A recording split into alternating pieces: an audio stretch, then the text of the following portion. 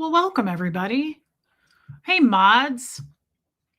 Sorry I just ate a Tums and I have like raging heartburn. And I don't know why. I've had it since we ate at that restaurant yesterday. And my mom asked me the same thing. She said, "Did you get heartburn from that?" And I was like, "Yeah." But I think that's gonna happen when you eat like rich, saucy foods. But it's still occurring. It's weird.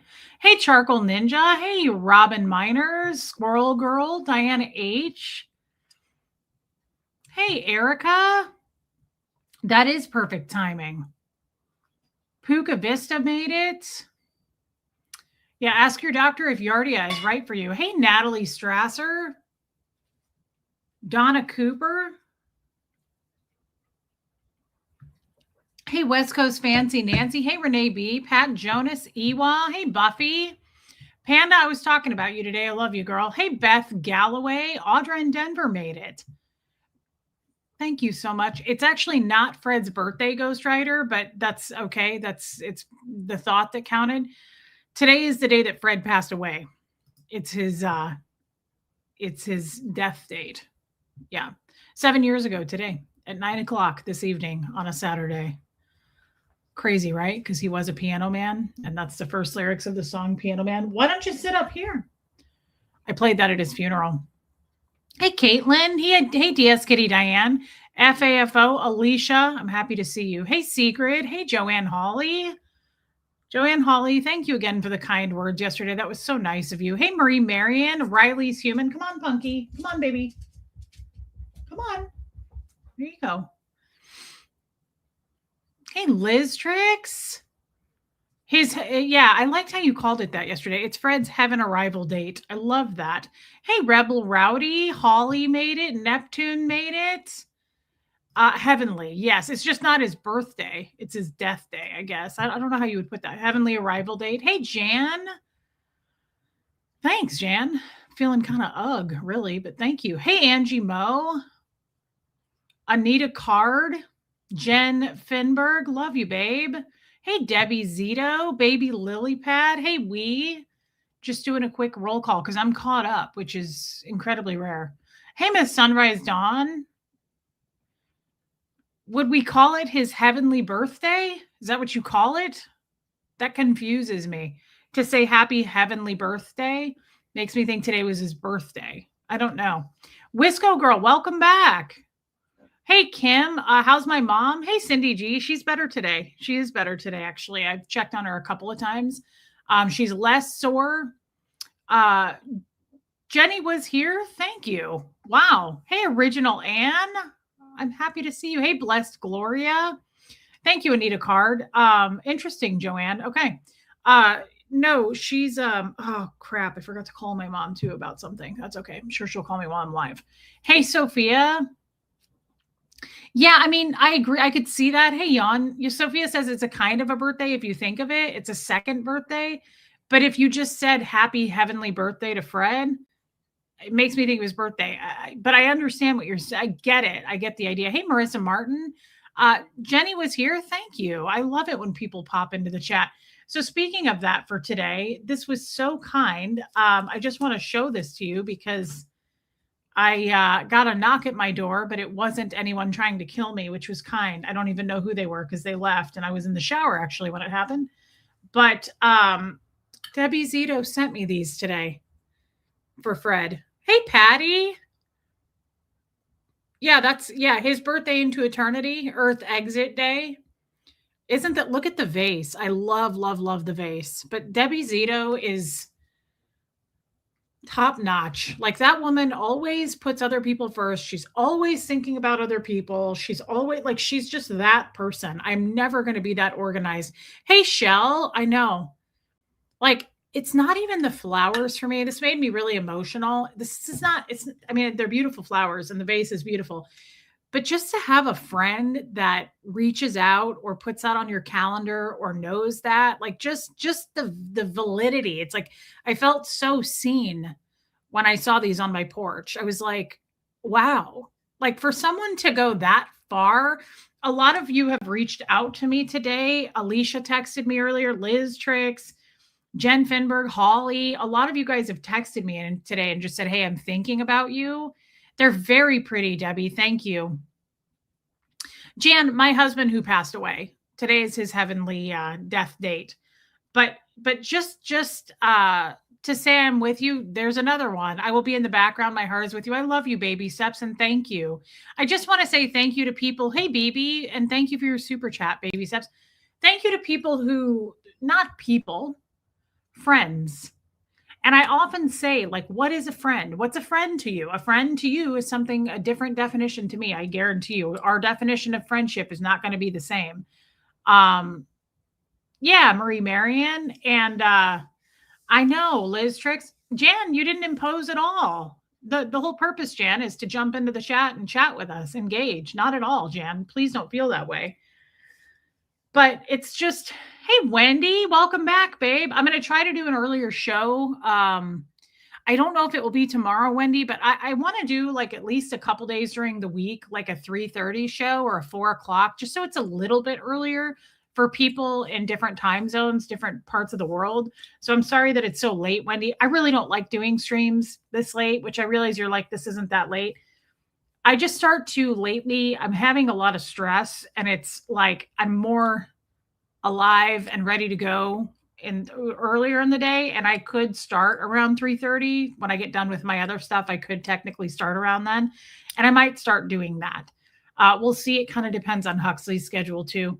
What time? It's 5:45 right now where I'm at, Cindy G. Hey, HBH, thank you. So I just want to say, oh, Wendy, I'm sorry. Hey, Scientology up north. Yeah, Riley's human. This is a good time and it's not a good time for other people. So I just thought it'd be good to stick to this. I usually go live between 4 and 6. That's what I try to keep it at. This is getting late for me. I would prefer to do like 4 o'clock typically. So I would like to, don't apologize. I just want to bounce it around to make it convenient for a lot of different time slots. That's all. I'd like to do that a couple times a week. Okay, so Miss Sunrise Dawn, it's totally okay. Nobody ever needs to feel guilty about not reaching out to me. I know who my friends are at this point. I know who cares about me. Thanks, Angie Mo. I know who is on my side, and I know who is in my corner, and I know who's in my business. And there's a few of them that are in my business, and I'm well aware of it. Like I'm totally aware of it. I see it 100 miles away. I'm better at that kind of a thing. But don't ever apologize. You guys all have a life. I mean, I say this to my mods, like don't come in and feel like you have to mod. Don't drop everything you're doing to come mod. Just don't. It's not that deep. It's not that important. It's just a show. It's just a stream, right?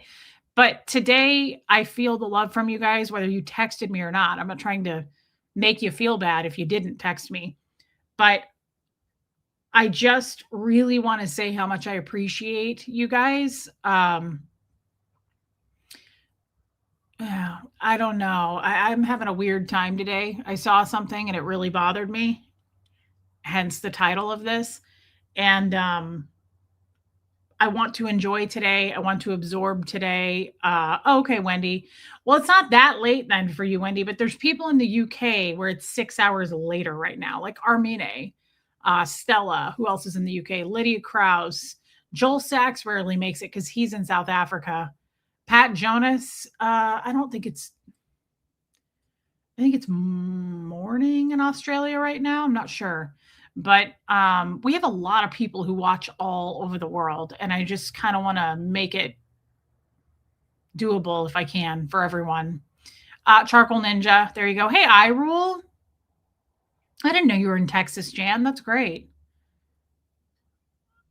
Oh, you did, Diana H? Okay, I'll look and see if I have it.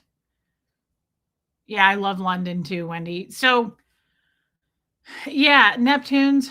Okay, it's 8:47 there in the morning. Good Lord, Pat Jonas, that's crazy. Hey, Tashbits. Yeah, Charcoal Ninja, and I hate that. So I want to try to roll back the clock a little bit to make it easier for some of those people. And it's okay. It's almost 1 a.m. in Germany right now for Sophia, but she is a night owl. I know that about her. Hey, Bitsy.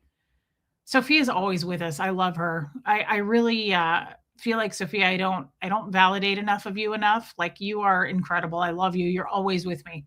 Sophia, have you ever missed a stream?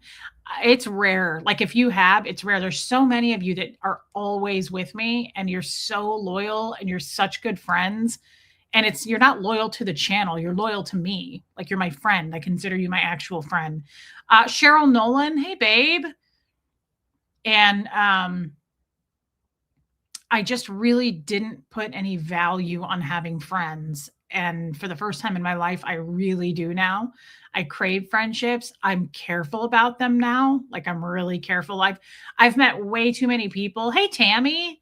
Thank you, Jan. I've met way too many people at this point in my life on this channel in particular that pretended to be my friend and then turned around and, switched over to another side and trash me daily, right? Uh, yeah, Wendy, I agree with that. Johnny looks like Tommy. Not a lot to me. He does to the rest of you, but I think because I'm closer to them, I see the difference. I spot it. I don't think I mean, they're similar looking, but a lot of people are like, they look like twins. They don't look that similar to me. But yeah, their voices are extremely different. Hey, Eric, I personally love Tommy's voice. His voice is so different than his brother's. Hey, Trace. Thank you, Trace. And it gets easier. Trace, it's okay, but that's the main point before I go into, hey, Rhonda McNeil. Love you, Rhonda. Before I go into what I want to talk about, I just wanted to say, yeah, that's perfect, Jan. They don't look like twins, but you can definitely tell they're brothers. If you saw their sister, holy Lord, she looks exactly like it's the same. They all have that mouth and nose. Like you can all tell they're related, but they don't look that close to me. Like they don't look identical to me. Hey, P. Taylor. Hey, Abigail. Thank you, Abigail. Thank you. Thank you. Yes, I did celebrate Fred. Hey, Loretta Hauser. Yeah, Cindy G. I think Cindy, like you're one of them who's been watching them and knows them. Like it's different when you first see them. I can tell the people who come into Tommy's stream when they were doing stuff together, like, whoa, are you guys twins? And I think when you first lay eyes on them, it's like, wow. But once you get to know them, it's like they're also so different. And again, I know them more privately and personally, and in real life, they're very different. Whoa, like they're totally different. You think they're similar on screen. They're really not. It's not a bad thing, but they're just very different. Hey, Lisa Renfro. Love you. Donna Cooper. Thank you, Cheryl Nolan. Yes, Wendy, don't have a gray area with friends. Yeah. Cindy G. The sister, is she adopted? No, they have an adopted sister. That's not the one I'm talking about. So there's Johnny, Tommy, and then their sister. There's three of them. And then they have a fourth who is adopted, but they do have a blood sister that's not. And she looks, it's crazy. Their mom does too. They all have strong genes. I don't know how to put it, but like they have very strong features. Forget who's older, Tommy or Johnny, but I think Tommy doesn't love, so he's the younger brother. Love what? Tommy is the younger brother. So in July, Tommy will be 56. Johnny will be 60. They're 4 years apart. And the sister she might be the oldest. She doesn't look like it though. So I don't know. She looks young, but Tommy is the youngest, believe it or not. I don't know who's the oldest. I want to say maybe Johnny is. I don't know. Loretta Hauser, welcome in, babe. Oh, I think it's a joke, Marissa Martin. I mean, I don't. Do they look more like mom or dad? Oof. I feel like they look more like their mom. But then when I look at pictures of their dad, I see more their mom. I think they look more like the mom. Yeah. Thank you, Riley Seaman. I'm doing okay today. Mixed emotions for sure. I'm a little rattled. There's some stuff going on behind the scenes I'm rattled about and weirded out about. Hey, Crafty Carrie. Yeah, they have two sisters. One is adopted. I think she got adopted when she was like 7 years old into their family. Oh my God, Jen Fenberg, that was funny. That Colts and Crims show was fun the other day. It really was. Charla, welcome in. I'm sorry I haven't gotten in touch with you, but my husband passed away the other day. Oh my God. So you, and then also Marilyn's fine art husband, her husband died last week in a car accident. The other day, I miss you and hopefully we can talk soon. Good Lord. I am so sorry. What's happening? That is horrific, babe. I'm so sorry. I mean, you're in a good place. We love you. We absolutely can feel that and relate to that. But I am so sorry. That is so fresh, and I'm terribly sorry. Do not apologize. Take all the time you need. He had a massive heart attack. Ugh. I'm so, so sorry. And I hope I'm saying your name right, but I am truly sorry. Thank you, Anna Banana. It was great. I thought that was a good Colts and Crims show the other night. It was better than I thought it was going to be honest, because it was so late and it's hard for me to stream that late. I become very low energy. I don't feel like I'm as funny. I'm tired. Like I was trying not to yawn throughout that show. It just gets late. I don't like going to bed late. Yeah, very sorry. Very, very sorry. Sorry. Lost my husband of 38 years to cancer from Agent Orange. Jan, I think I remember you telling us that. And that's a great lip color. I am so sorry. Yeah, I mean, here's the thing. I'm terribly sorry, but I'm glad that we're all here, if that makes sense. I mean, it's like when someone comes in and says their dog died, right? Like you're in good company. I'm sorry it happened, but I feel like that all makes us a little bit more relatable in a lot of ways. We understand each other better. My husband died 7 years ago today, right? Like it makes me, as weird as that sounds, I hope that's not offensive to anyone, but when you say my husband died, I always kind of feel like we have something I can relate to with you, and it makes me feel a little bit more connected. I don't know how to put that, but I don't mean that disrespectfully, and I'm not minimizing it. I just mean it makes me feel a little bit more comfortable with you.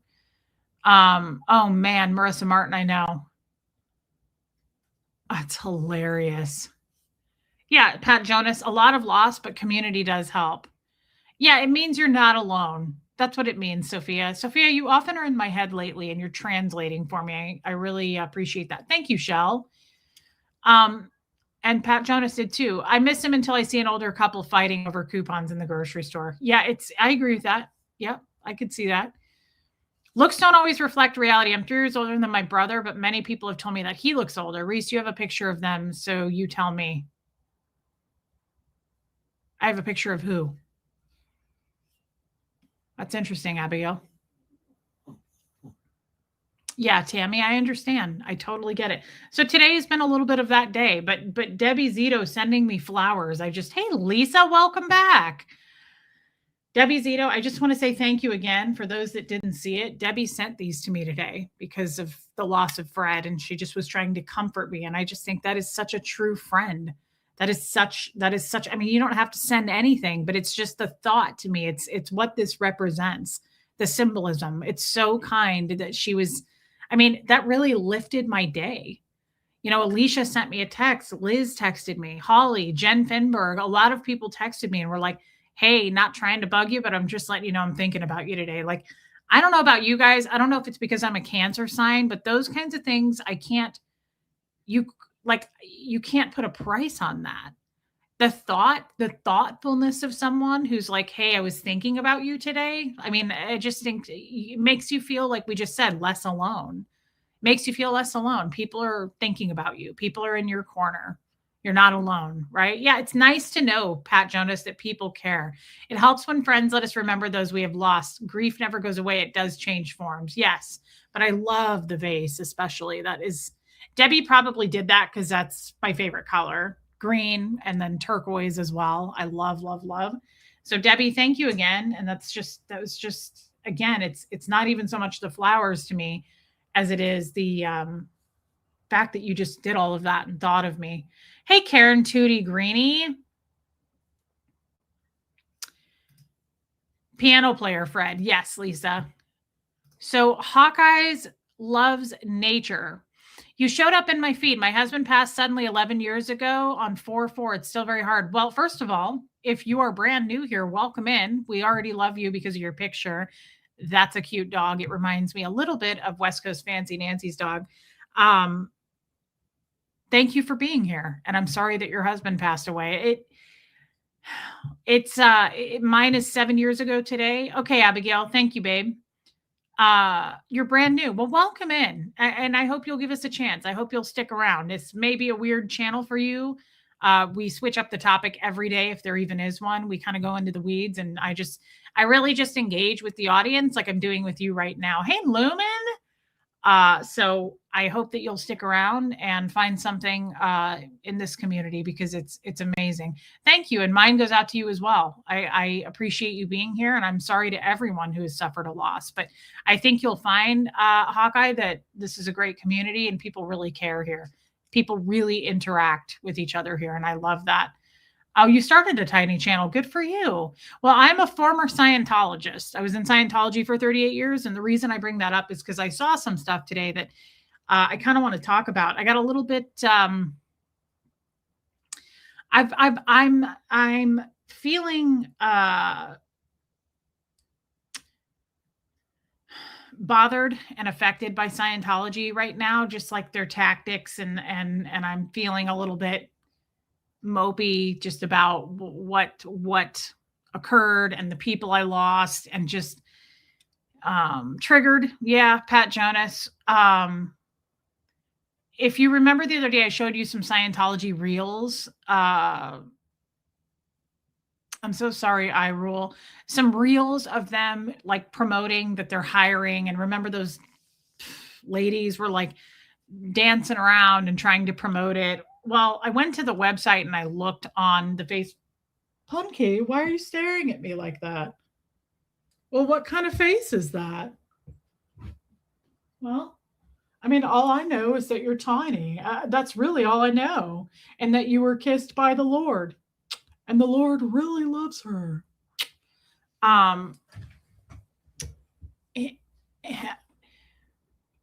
I went to their Facebook page, those ladies it was the Scientology Vegas Foundation Scientology, and I saw Kafik. I don't know if you guys know who Kafik is. She comes in sometimes, but she's got a busy schedule.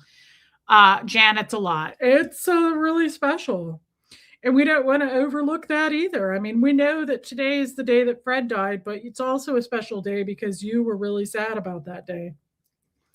They came to pick up his body, and Gertie was laying on his body when he died.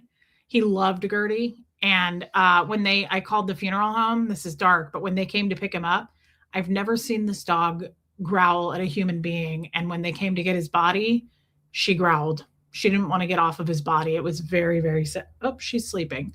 It was very, very sad. Yeah, original Anne. Fred did not know Kid. Marissa Martin. I adopted Kid when I was married to Jeff. So no, I had a cat that looked like Kid. Her name was Carmela, but she died too. And then I had my Chihuahua Gary, and he died. And you were left all alone, and that's how you started coming to work with your mom.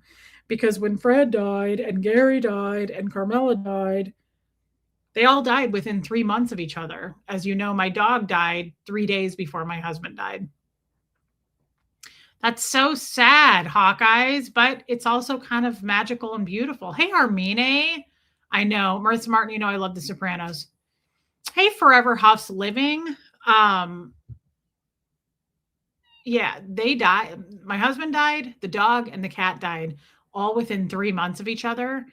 And that was not good for her. And when I left her home alone to go to work after everybody died, she was like howling on my cameras at home. She was just like having a nervous breakdown. So I told my boss at work, and I was like, I'm going to have to bring her to work a couple of days to kind of like, and they were like, that's fine. And I worked in senior living, and it just went together like mac and cheese.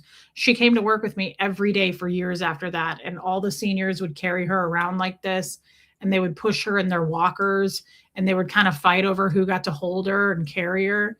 And they'd come up to me at my desk holding her, and they'd go, she lowers our blood pressure. And I would go, I'm sure she does.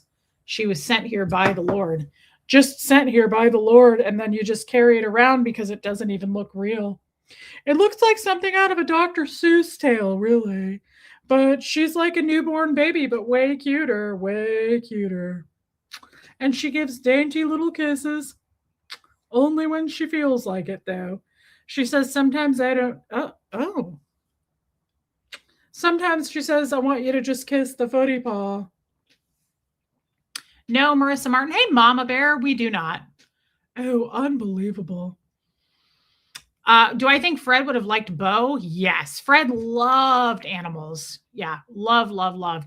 Jan, I believe it. He absolutely loved animals.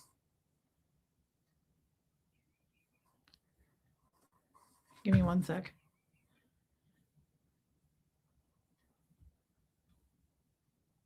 Okay. Oh, that's cute, Holly. But we know that you're tiny and that you're blessed by the Lord. We know that much to be sure, don't we? We know that you give dainty little kisses because you are dainty and tiny. We know that the Lord said, let there be frosted mini wheats with eyeballs, and then suddenly she was created. Do her feet smell like peanuts? Jan, her feet smell like a hamster cage. They smell like wood chips and honey. And it's my favorite smell. And that's why, unfortunately, when you do die, we're probably going to have you taxidermed because I just can't stand the thought of you being dead and not still around. So I think that we're probably going to keep you and have you taxidermed, and we're going to watch our subscriber count drop as I talk to you as a taxidermed child. And we're going to watch everybody hit unsubscribe for sure because they'll be terrified. But it'll just be me and you. And then when I die, then you can go with me and be cremated. But until then, we're probably going to have to taxiderm your ass. And maybe like Liz Tricks will stick around just out of pity. But pretty much everybody will hit unsubscribe and be terrified and probably report me to the authorities. I know, Mama Bear. I remember you telling me that, Jan. I remember you telling me that in memory of Fred. I love you, Nancy. Thank you. Thank you for the super chat. That's really kind. Thank you. Thank you. Did I see your post on Rafi's taking Boo Boo's medicine by mistake and giving us fright? It's okay. Lots of dog jokes as per coping with problems with humor. No, I did not see that, Armine. That's serious, though. I hope he's okay. He's waiting on a kidney like Rhonda McNeil. So I hope that he's all right. That's kind of scary. Thank you for sharing that, but I hope he's all right. Yeah, West Coast, thank you. What was I saying before all of that? I was saying something about Scientology. Anyway, I was born into Scientology for those new people, but the girls in Yadira, the ladies in at the Scientology org in Las Vegas. KFIC, I went and looked at the post. Hey, Jennifer Ogle. Thank you, Loretta Hauser, for being here. I appreciate it, babe, and I hope you feel better. KFIC went and commented on the post and just said something really kind, like, I hope you ladies are okay. It pissed me off. This was a few days ago, but it said something like, I hope you ladies are okay. Do you get to see your families, and are you getting paid for what you do, or something, like she was concerned. Oh, good. Armenia. Okay, that's really good then. And Scientology responded. They've been responding to the posts on the Las Vegas one. And they said, KFIC, they said, how do you speak to something you know nothing about? And then I looked at the other responses on other posts on that page, and it said the same thing. It was like somebody responding saying, but you don't know anything about us. So how can you say that? Because you don't know anything about us. And that really pissed me off. And I haven't done it yet, but I thought about, Jan, that is, wow, to a very special Reese. Thank you. Wow. Jan, that's very kind. Thank you for your super chat, and thank you for the kind words. That's really nice of you, babe. I haven't responded, and it's one of those things where it's like, I'm not a real reactive person anyway, and I don't like jump into other people. Like, it's not I don't like drama. So I was, not that would be drama. Yeah, Cindy, but this is specifically Scientology firing back to people going, you don't know anything about it. So how can you say that like we don't get paid? How can you say that we don't see our families? Well, I almost commented and I still might saying, oh, well, she might not, but I do because I was a Scientologist for 38 years. So you're not going to bullshit me. And you absolutely don't get to see your family. And you absolutely have to follow the rules or they'll be taken away from you. So it pisses me off. I think I'm like on a streak right now of, when I pray to God, I still pray for clarity through the illusions of things. That's kind of my prayer. Hey, Jamie. And boy, oh boy, does he deliver on that. That is clarity through the illusion of Scientology. They're all smoke and mirrors, just like our haters, just like everything else. And I'm kind of getting tired of disingenuous people, disingenuous entities. I'm feeling like shutting myself down lately, like from other people. I don't trust anybody lately. I've seen too much hypocrisy lately. And of course, Scientology is not hypocrisy. It's pure evil. It's dangerous evil. But man, oh, I don't know. I think I just got triggered. And then I went and looked. Guys, yeah, I don't know that you should do it. I don't know that you're gonna want to do it. I mean, maybe it won't trigger you like it triggers me. I was a Scientologist, so it probably won't trigger you. But they have a page. Wow. Thank you, Diana H. I did miss it, but thank you. Thank you. Thank you. I gave you my address. So thank you very much. That's kind of you. You do not ever have to do that, but thank you. They have a Scientology Facebook page for every organization, right? So they have one for Nashville, and I went and I looked and then I stopped myself because I thought I don't want to see my dad. Like they might have put up a post about him or something and I don't want to see it. Marissa Martin, some of them are hilarious. They have one for Kansas City. They have a Scientology Kansas City page. And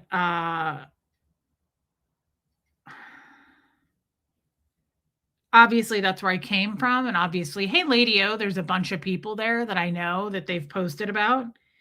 And I'm assuming I can show these posts, right? I mean, it's a public page, obviously. Yeah, it's a public.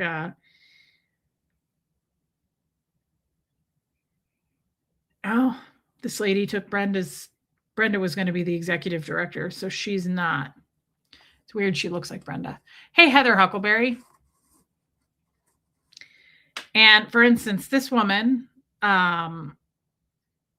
went and did her training. So this lady here, they put up a post about it. Oh, man. See, I got to talk about this. I hope you don't mind. I need to talk about this and maybe you don't want to hear about it, but I need to just say, so they just got back from their training. I saw this. They just got back from their training. And guys, this training started in 2021. They shipped them off in 2021. They just got back. It's 2026. This lady left her young child. She was a young child. I remember this when she left for the training because she left with my mother-in-law, Brenda. She left her young kid. Yeah, it's an amazing building. Hey, Angel K. She left her young kid because I know this because I knew her son. And I said to Brenda, I said, who's going to watch him? Yeah, it was the exact same training as Brenda. There was a group of them, Debbie. I think there was like, if you remember, Liz went with them too. My person I've known forever. She dropped dead there. She died during the training. Liz's husband, Alex, had to come and replace his wife. So then he did the training. So they'd been there for 5 years. If you recall, my first husband, Huxley's dad, Brenda did the exact same thing. She went off for training when he was 12, and she did not come back until he was 16.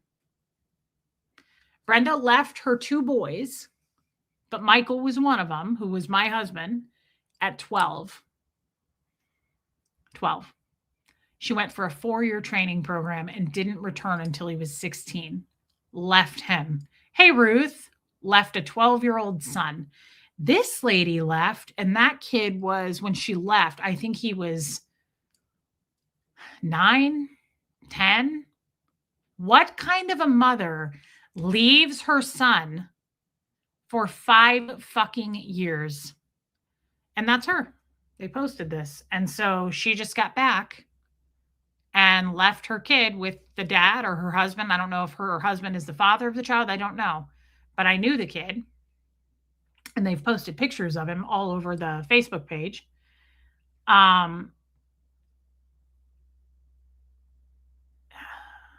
So fucked up. There's so many people I know, right?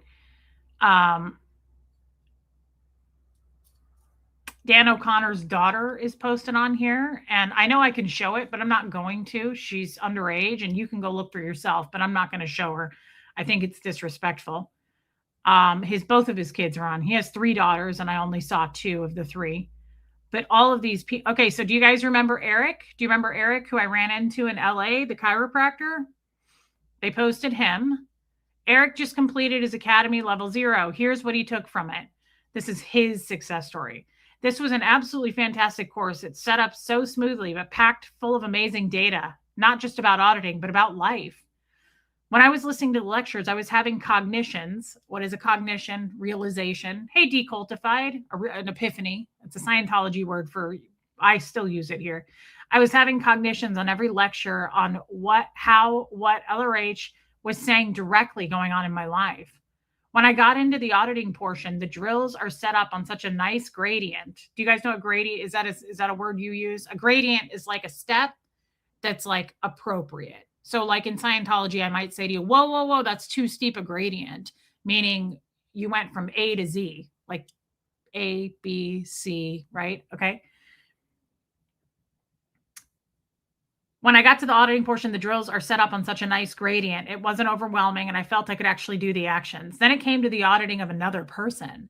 This was amazing. To be able to take another person in session, to know exactly what to do and to see them change right before your eyes, the technology works. And this course gradiently teaches you, then drills you, then you apply it, and the wins are phenomenal. This is the exact same success story everyone says. This is my success story. I said that we all say the same thing. It's like this most routine, disgusting thing. I've been using the data in this course every day, from work, from home life, and the handling of my kids. It truly is a great course, packed full of information, but not overwhelming. There's Eric. Do you guys remember Eric? I ran into him in LA. That's Eric. That's who I saw. That was my friend who I grew up with.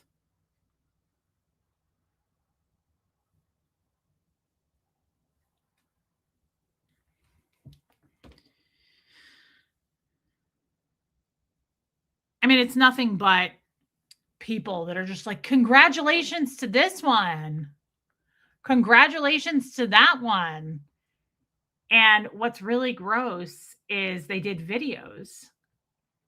And do you remember? I just want you to listen to one of these. I'm not going to show it.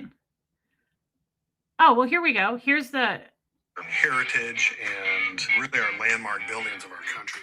What we're doing with our company is we are getting rid of a problem that wrecks old buildings, and it's a moisture that comes up. I know, Debbie. And to bring salt with that guy talking. Moisture that comes up. This guy, Michael. I'm in historic preservation, saving old buildings, which are heritage. I'm a Scientologist. That's the father of the guy the mom who left for 5 years. That's the guy. This guy, this is Eric's dad. Listen, I think his story, this is a chiropractor, and I think his story is the funniest. He's an OT8. Listen to how monotone this man is. Listen to his success in Scientology. Ruth, show who again? Eric? You mean to show you Eric? Okay.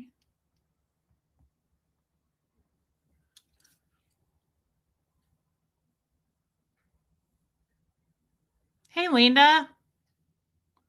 Where's Kim is Blue? Hey, Karen. So this is Eric's dad. Listen to this story. Listen to him, how excited he is to be a Scientologist. Listen. Listen to like how this man doesn't go up in the pitch in his voice at all. He's super excited to be an OT8 Scientologist, but listen. My name is Chris, and I'm a Scientologist. I'm a chiropractor. We take care of hundreds and hundreds of people a week. We treat a wide variety of people, from little bitty babies Hey, to Bunny Foo-Foo. older people. Little bitty babies to older people. I don't think I'm going to get demonetized with this music in the background, but that will suck if I do. Listen to how he's not excited to be a Scientologist at all. Anyone else notice this red flag? Hey, Tennessee girl. Before Scientology, I wasn't very happy. I wasn't very outgoing. You don't sound like you are now. Since being a Scientologist and understanding more about myself and about others, and really understanding how life works, I'm more myself, and I like myself. I'm always taking on more and more and more, and life is exciting. My name is Chris. I live in Kansas, and I'm a Scientologist. Dude, you don't sound happy at all. Thank you, Linda. He doesn't sound excited to be. Why is everything a sales pitch? Yeah, it's just, it got to me. I know this lady. Sherry, I'm a farmer rancher and I'm a Scientologist. I love to go out and look at our cows and feed them. We have 100 cows. They all have babies. So these are our girls. These are the ones we love so much. These are the ones that we do everything we can to take care of them. So what he's feeding them are range cubes, and this is what we use when we are trying to get our cows to go one place to the other, and they love them. What does that have to do with Scientology? And they taste good. She's a really nice girl, and she loves range cubes, don't you? My husband and I, we love being together, and we get a lot done every day. Who doesn't? Scientology has put me on a path to being able to know how to know. First of all, if you're making a video about life to sell something, I don't recommend that you go, this is my husband and we really like each other and we get a lot done every day. Yeah, that's kind of what life is, Sherry. I don't know about you, but typically people get shit done every day, right? Like they're always doing shit every day. To be like, this is my husband and we really like each other and we get stuff done. That's kind of the basic start to life. Like children get stuff done, lady. Like what I want to know. Before, I would have trouble in life and not really know where to go or what to turn to, or I would turn to something and it didn't work. And Scientology actually gives me a way to figure out what I want to know. It opened up my whole world to unleashing things I didn't even know I could do. Like drive a tractor? I'm a farmer rancher and I'm a Scientologist. Who is approving? Who's doing the approvals of these videos? This one is creepy. I worked for this man and I've known him my whole life. My name is Bob. I'm a dentist. I've been a dentist for almost 40 years. So been doing that for a long time. I absolutely love it. I'm a general dentist. I do all aspects of dentistry in my practice. My wife and I have been married almost 30 years. So we have a really good relationship and we're pretty comfortable being ourselves and allowing each other to be ourselves. When I first got into Scientology, I was not a very good communicator, but now I'm... Who says farmer rancher? That's true. My father is a cattle rancher. Who says farmer rancher? Okay, so that's Bob. I know him. This is the devil right here. This is Terry. She's evil. She's an OT8, and this woman was so mean. You have no fucking idea. This woman is so mean. She's one of the meanest people at the Kansas City church. My name is Terry, and I am a Scientologist. I am the executive director of a dental office. My job is to make sure the staff is trained. They do their job with the purpose of every time a patient comes in, they're taken care of with the greatest care and as happy as they can be coming to the dentist, which is usually their least favorite place to be. I was not a happy person. I couldn't tell you why I wasn't happy. And everyone who looked at me couldn't understand why I wasn't happy because I had a beautiful family and a brand new house. with Scientology that pulled the unhappiness away from me. It lifted the weight off my shoulders, and it allowed me to laugh and be cheerful. So that's huge. My name is Terry. I live in Kansas City, and I am a Scientologist. Okay, I feel like we can do better. Like maybe we should start making videos for them. So do you remember the creepy she's delighted now. Do you remember the creepy vet who's an OT8, him and his wife, and they moved to Kansas City and came and treated my dog. And remember, they came to my house and he was so awful.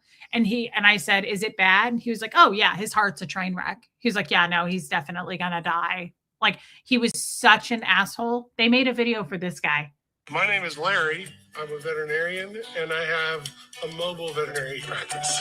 Instead of having to bring your pets to my clinic, I come to you. We provide pretty much full service veterinary practice. We do everything from dentistry and... First of all, your name is Larry. Hey, Meredith Lynn. I just don't know that that's a good start. But these are all people that I know. And I just became deeply uncomfortable and saddened. And I'm not going to show it again. But I cannot tell you how many children they are. And I don't know that they should be doing that. But they post, here's Dan O'Connor's daughter. Here's Dan O'Connor's other daughter. And out of respect, I'm just not going to show it. I absolutely can. This is on a public platform and forum. But what is an OTA? I don't know. Do you mean OSA? That's the Office of Special Affairs. They're so inauthentic. Where's the convincing joy? Where's the broccoli dance? Please. Where is the broccoli dance? Original Ann, shimmy. Original Ann, do it. Come on, get with me. Shimmy one shoulder, everybody. Just shimmy one shoulder. Give me one shoulder, everybody. Two shoulders. All right, now we're going to get into it with this. We're going to get in. I get more excited over broccoli than these OT8s do in Scientology. That's a problem. And I don't know if that means that I am the problem because I'm overweight or if they're the problem because they should be more excited.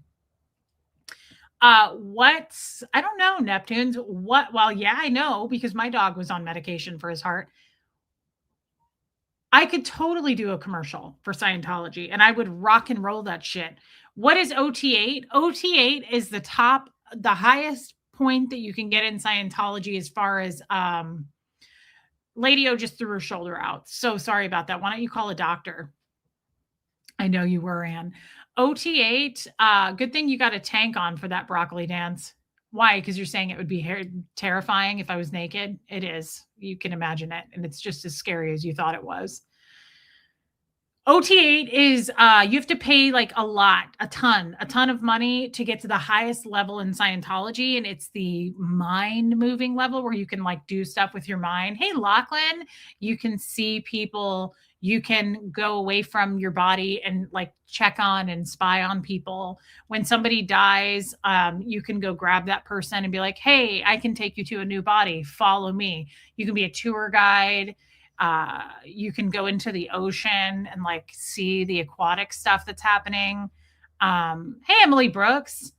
You can swim through other people's bodies. It's just a whole thing. Yeah. Why can't I should be doing a Scientology infomercial? Like, can you imagine? These people are so dead to the world. They're like, my name's Chris. Hey, Mimi. I'm a chiropractor and I'm a Scientologist. And he's like, before Scientology, I was really unhappy. Yeah, you can, Jan. I was really unhappy. I don't know why, but I didn't know who I was. And before Scientology, I was just a real bump on a log. But today, I'm even worse. I'm a turd that won't flush. It's unbelievable. Why are we not doing these videos? What can't you do as an OT8, Heather Huckleberry? That's the real question. And there isn't an answer to that because you can do anything and everything. Yeah, Emily Brooks. But guys, I think we should be doing, hey, Heather, I think we should absolutely be doing these videos for them. Can you imagine? I'd be like, I couldn't even do it without moving. I'd be like, my name's Reese. I'm a YouTuber and everybody fucking hates me. Not one person likes me. I'm hateable, but incredibly relatable. stop on by to my channel. But also, you're not going to believe this. Like, I would be doing all kinds of like, I'd look like Uncle Rico on Napoleon. I'd be like when Deb's like, now put your chin, now bring your chin up just a little. It would be a glamour shot situation. Yes, Anita Card, of course you are. Hey, Sikorsky. Good for you, babe. I'm happy for you, Sikorsky. I love that you guys are communicating more. I would, no question. Like, I don't, and why aren't we doing it? We should just do it. We can. Nobody's stopping us.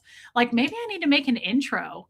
Hey, Sig Beats. Like, maybe I need to make an intro and have that be my intro and be like, get that like really cheesy music going and be like, hey, everybody, I'm Relatable Reese.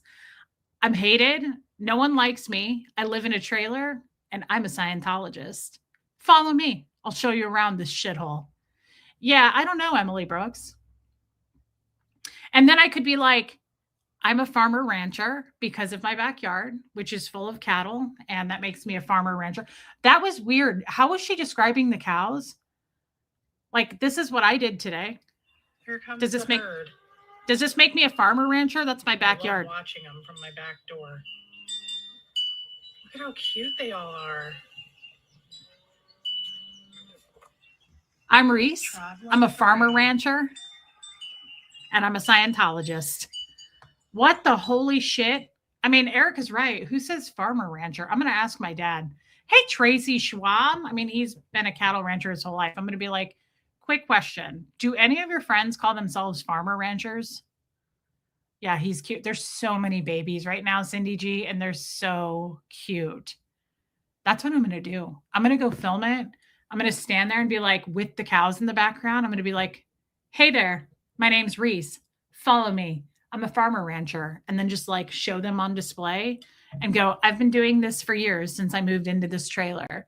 They're in my backyard, which makes me a farmer rancher. But you know what else it makes me? A Scientologist. Yeah, where's our herding poodle? He was inside. Hey, Charlene. No, they're not my cows, but they live with me. I've never heard of a Linda. I'm pretty sure I've never heard of a farmer rancher. You need some square food nuggets to get them to go where they need to go. Some square food nuggets. Got it. Come get some.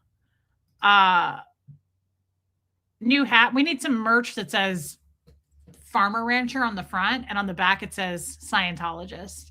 We need to get some merch that says like curious. Yeah, we need to do a mockumentary. Curious? Come find out about farmer ranching and Scientology. Like, where was the facial features? They were literally like, before Scientology, I was just really upset. But now I've been married for 38 years to a guy I really like, and we get a lot of stuff done throughout the day. Maybe they were thinking Jolly Rancher. That could be. Alicia, that actually makes a lot of sense. Kim is Blue is here. God, it's about time. Where the hell have you been? I almost feel like I need to go back to that specific lady who said, what did she say? I'm married to a man I really like, and we get shit done. So these are our girls. These are the ones we love so much. These are Sherry. I'm a farmer rancher, and I'm a Scientologist. Liar! I love to go out and look at our cows and feed them. We have 100 cows. They all have babies. So these are our girls. These are the ones we love so much. These are the ones that we do everything we can to take care of them. So what he's feeding them are range cubes, and this is what we use when we are trying to get our cows to go one place to the other. And they love them. They're kind of like vitamins, and they taste good. She's a really nice girl, and she loves range cubes, don't you? My husband and I, we love being together, and we get a lot done every day. Scientology. Wait, was that it? There was no follow-up to that. This is my husband and I. I'm going to start everywhere I go with Tommy. I'm going to be like, this is my husband and I. We really love each other, and we get a lot done every day. And there will be no follow-up to that. That's the best thing I've ever heard. Everybody needs to try that right now. Hold on. Try it again. And they love them. They're kind of like vitamins. And they taste good. She's a really nice girl. And she loves range cubes, don't you? My husband and I, we love being together and we get a lot done every day. Scientology That's it? has put me on a path to be Wait. able. This is my husband and I. We love being together and we get a lot done every day. I just feel like there should be a follow-up to that. Hey, Caroline in Canada. I just... I feel like that's not enough. I need more. My husband and I, we're together and we get a lot done every day. That's just not a pass. It doesn't give you, hey, Kirsty Collins, I don't feel like that's not enough. Like, yeah, Anita, I saw your comment. She was like, does that mean you're a lawyer attorney? A farmer rancher? There's so many questions involved in that one. We really like each other and we get a lot done every day. That's my new answer to fucking everything. If I ever get like called, subpoenaed to court or anything, I'm going to be like, Your Honor, I'm really happy and I get a lot done every day. So I'm a YouTube talker and a Scientologist. And I get a lot done every day. That's my new answer to everything. I get a lot done every day. So please don't bore me with your questions. I get a lot done every day and I'm happy. I'm Tina and my husband and I have been married over 35 years and we like each other. Hey, Linus. Who's doing the marketing for this? We need to get a hold of them. Stat. Mods, get to work. Somebody get a hold of the marketing person. Who's approving this? Who's approving? I'm Tina, and my husband and I have been married for 35 years, and we like each other. That's what she said. We get a lot done every day. What's the lip thing, Shell? Oh my God. I mean, am I the only one seeing this? There's something not right about that. Like, I can fake the shit out of these videos if they need me to do it. Look, it's not free. But if you want to Venmo me like $500, I will absolutely. Have you ever seen those memes that are like, for $200, I will call your spouse and pretend to be a therapist and say that they are the problem? For $500, I will absolutely make a video and be like, my name's Reese. I'm a Scientologist. I'm a talker, speaker, and I'm really happy. And I get a lot done. Like, what's happening? Who's approving that? Who's taking that to a pass? That's not going to fly. Like most people. Let me ask you guys, you're not Scientologists.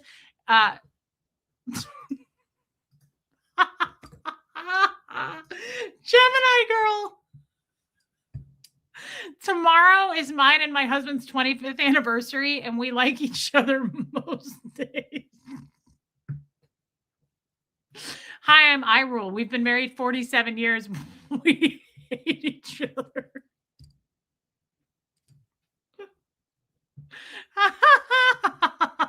I'm a talker speaker. That's what I do. She gave more details about the cows and their snacks. My husband and I like each other and we live together. Isn't that amazing? Thank you, Scientology. Thank you. I spent $400,000 for that. Toward your intro. Thanks, Linda. I would have put it toward a sock, but I'll use it for the intro.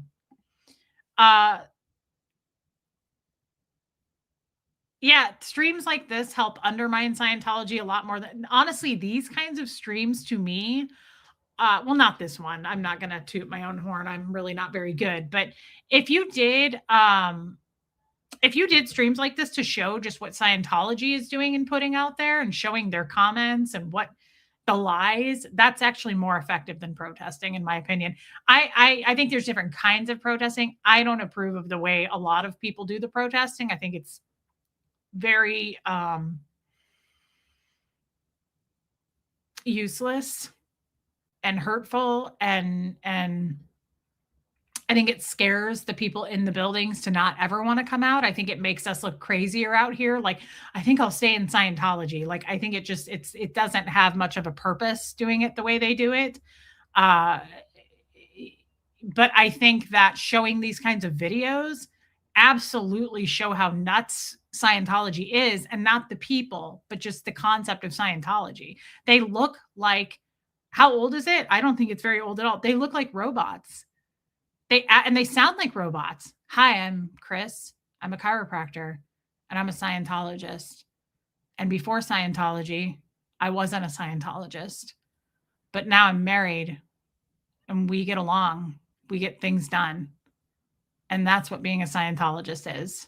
But before that, I was unhappy because I wasn't a Scientologist.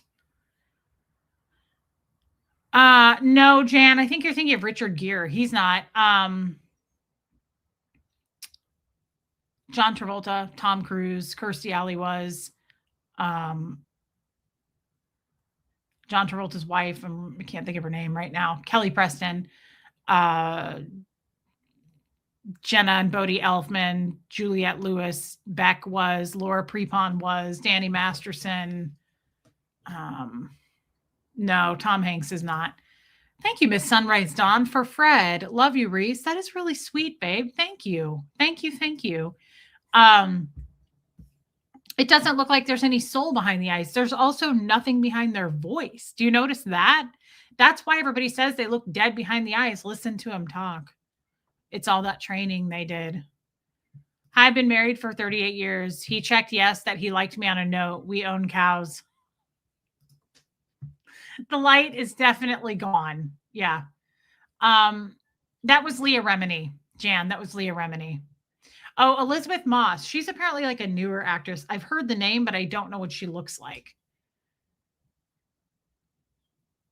Yeah, they're monotone, Lena, very monotone. And it's like, that's not helping your brand. I actually have a question. This is a great time to take a poll.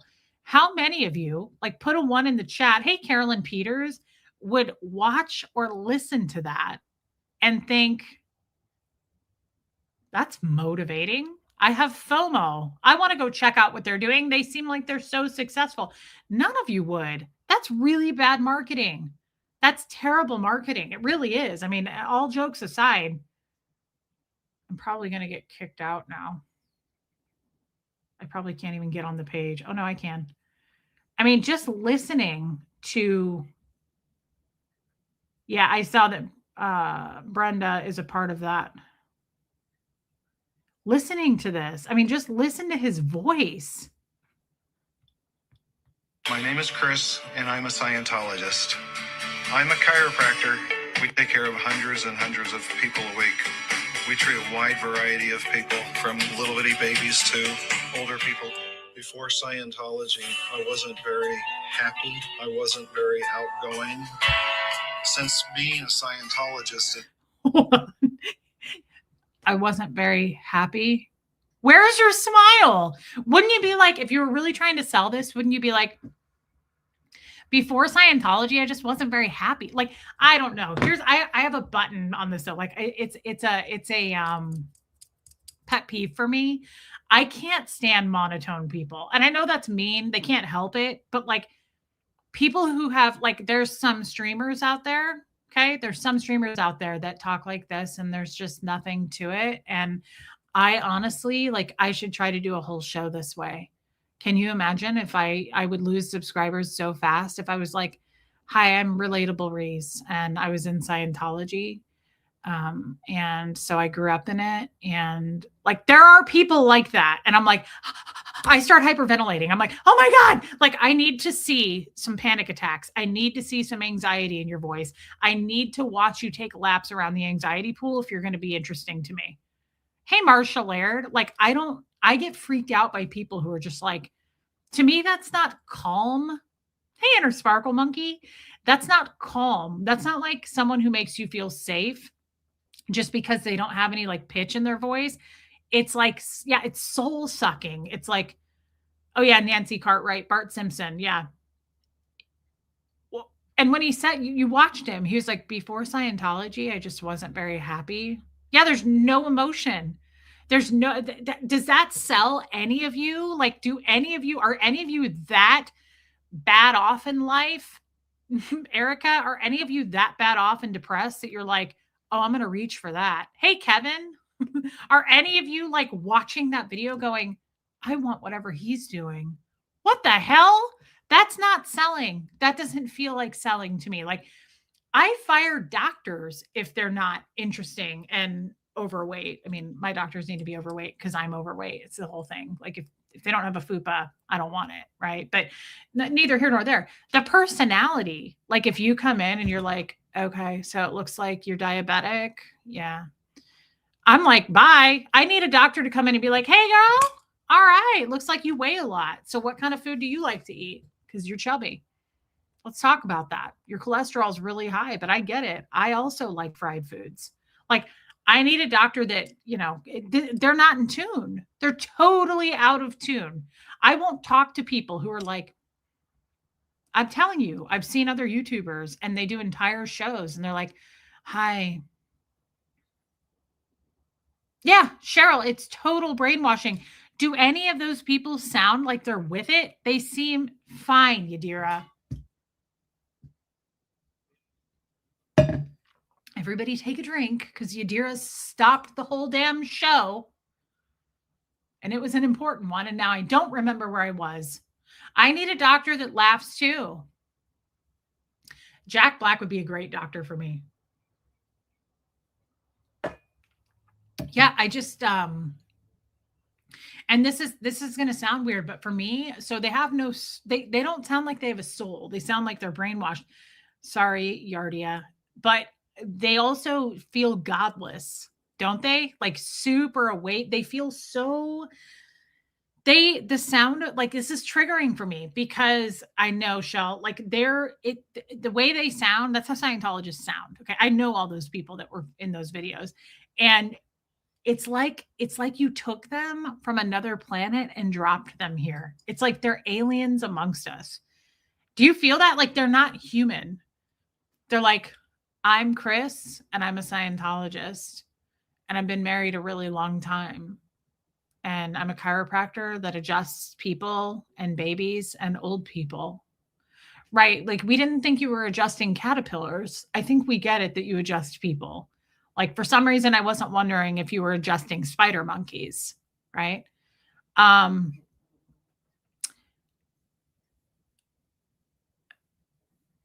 What are pod people? What's a pod person? What does that mean?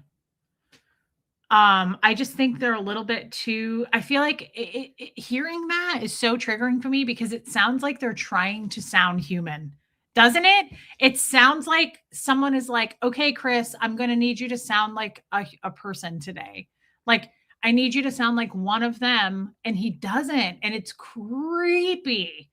It's super. Yeah, Eric, it's super creepy. They're just monotone. They're just total monotone. And they're just like, and I'm really happy. And my wife and I have been together for 30 years. So there's that.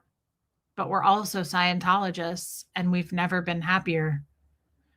Tracy, I'm the same. If you talk like that, I don't want to know you. Like, I don't really want to be a friend of yours. I'm serious. I don't mean that like you're a bad person, but there's something not right if that's how you talk. I really like people who like I like animation. I like a lot of energy. I like humor. Like I need you to bounce around a little bit for me to make sure that you're alive and well. No expression, no personality. Whoever is setting these videos before they post it has no idea what authenticity sounds like. Yes. Pod people, replicants, invasion of the body snatchers. I don't know what that means. What's a replicant? Oh, like a replica? I could see that. I don't know what invasion of the, is that a book? My life is great. I don't hate my spouse and I'm in Scientology. Eesh. Oh, it's a movie. Okay. I haven't seen it.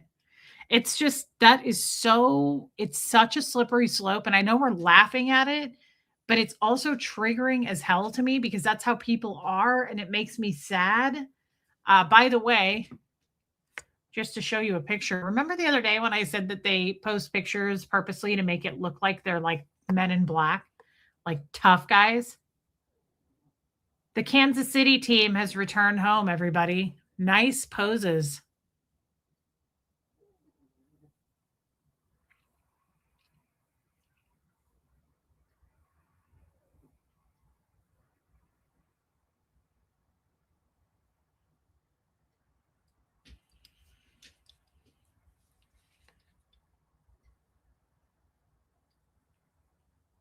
Oh, Donald Sutherland. Well, I loved him. Remember Liz who dropped dead and they sent Alex to do the training and take her place? Literally, they took her sent her husband. He's the longest standing staff member in Kansas City. He's been on he's known me since the day I was born. I remember Alex and Liz, like I met them I think when I was like 4. That's Alex. He's super old and he's now the ED, the executive director. No Social Security, no pension. He won't be able to retire. They will literally work this man to death. His wife dropped dead on the training program, and they sent him to take her place. Didn't tell him that she died. Didn't tell him she was in the hospital. Didn't tell him. Wasn't informed. Was told later that she died, and I was there, and he had to set up a GoFundMe for people. Yeah, he has a child with her. He has 3 kids, 2 with his first wife, 1 with her, Liz. Scientology's worth $8 billion. His wife dropped dead on that training program. She had been on staff for 35 years. And we had to do a GoFundMe to pay for her funeral, her Scientology funeral. Scientology did not pay for her funeral. She gave her life. She gave her being a mother. She left for that training program and left her kid. She gave up everything to be a full-time Scientology staff member. She up and died, right? He's the one who I showed the video of at her funeral, playing songs about it and like being a robot. He didn't cry. He showed no emotion. But they just shipped him to take her place. Like there was no grieving. There was no nothing. I went to the funeral. You weren't allowed. They don't look healthy. I would agree with that, Jen. Let's look at that. You know what they look like? Pay attention to what I'm about to say. So she was on my mother-in-law was on this training program with these people. I think it was 12 people initially that they shipped off for 5 years. You know what they made them do? You know what David Miscavige, the leader of Scientology, did? He changed their schedule and forced them all to train overnight. Still don't understand why he did this, but he forced them. He told the staff that the buildings were so full of public training during the day, lies, that they needed to study overnight. So he forced all of the supervisors to stay up overnight and pump all that training into these people. So Brenda told me they started training at night. They got off the buses in the morning to go home to go to bed. He made them wear sunglasses when they would walk outside. And he had everybody instantly had blackout curtains in their rooms so they couldn't look at the sun. And they were forced to do that for 5 years. They studied overnight. They ate lunch at midnight. They ate dinner at 6 o'clock in the morning. Hey, Tamber June, you know what that looks like? That looks like people who haven't seen the fucking sun in 5 years. That was a great point. Look at how pale they are.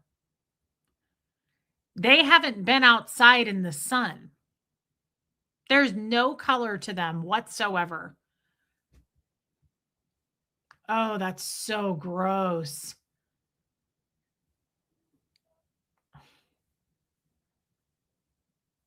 Doesn't it? They look like vampires. Look at how pale they are.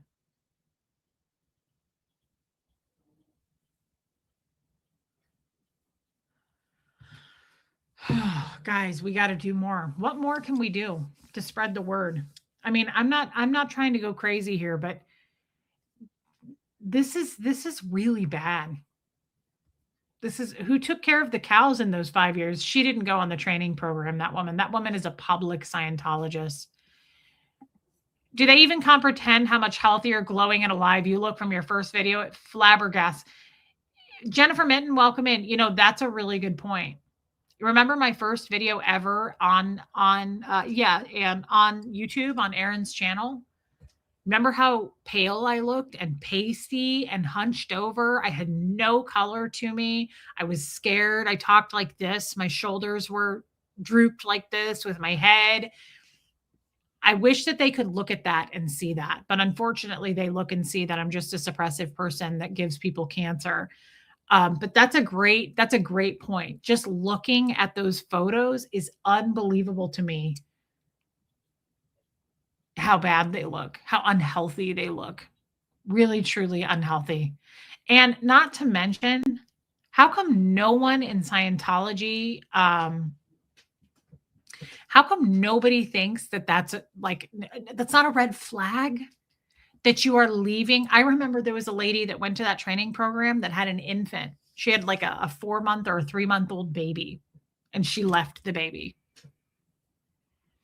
What's a public Scientologist? That's a person who's not on staff and not in the Sea Org. They're just strictly a rich person that's paying. Like it's the lady who said, I own a dental practice. I'm a dentist. Those were all public people. I'm a chiropractor. I'm a farmer rancher. They're full-time at doing stuff in the real world, and they just pay for Scientology services. They're not signed into a contract. What is a Scientology funeral like? It is really, really bad. It's terrible. The last one I went to was Liz, and Liz was the longest. Liz and Alex were the people I knew. That's not true. I probably met Kathy, Liz, Alex when I was like 4 years old. It was all people that I've known my entire life. But Liz dropped dead on this training program, and I'm not saying that insensitively. It was horrific. It was horrible. They dropped her off at an ER. They didn't go in with her. And I know all of this because my mother-in-law was there with her. They shared a bunk bed. So Liz just said she wasn't feeling right. This was on that training program. And hey, Don Pariseau. Yes, definitely prayers for your friend. And I'm so sorry, babe. Liz was 61 years old, Marissa Martin. Liz was probably 110 pounds. She was a very athletic, very full of energy woman. She was 61, and I know this very, very well because Brenda told me the story and Brenda was there. So I remember the day that she called me and said, Brenda goes, I need you to sit down. I have some bad news. And I was like, oh my God, I thought she was going to tell me my dad died. And I love you, Mama Bear. And she had me sit down and she said, Liz died. And I just started bawling. I was like, you're kidding. What happened? And she said she wasn't feeling right. She just wasn't feeling right. That's all. I feel like one of my cats is trying to catch a bird. I can hear it. She wasn't feeling right. That's it. She just wasn't feeling right. So kid, it's outside, girl. They dropped her off at, Liz is who I first lived with when I went on staff. Liz recruited me on staff when I was 14. They dropped her off at an ER. Nobody went in with her. They weren't allowed to do that. They dropped her off, and I think she was alive either another day or another 8 hours. I don't know. But she was extremely dehydrated, and she went into cardiac arrest, I believe. I believe that's what happened. And she died. She had a daughter, and she had her husband, Alex. And no, Lisa. And they were informed after her death. So they were not informed like, hey, she's in a hospital. You might want to fly here to be with her. None of that. No. So she died. And Alex, I still have the text. I still have the text from Alex.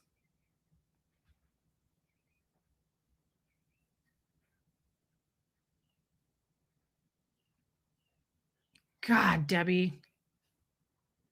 That's terrifying. Do you guys remember what a loss of a person assist is? That's my chair, by the way. A loss of a person assist is what they did on me when my husband died. It's no grieving. Yeah, it's something where a person goes around, takes you around, and says, "Look around here and find something that doesn't remind you of Liz." Good. Look around here and find something that doesn't remind you of Liz. It's repeated over and over and over for hours until you're desensitized to it and you don't miss that person anymore. It's supposed to take the sting out and you no longer feel the loss.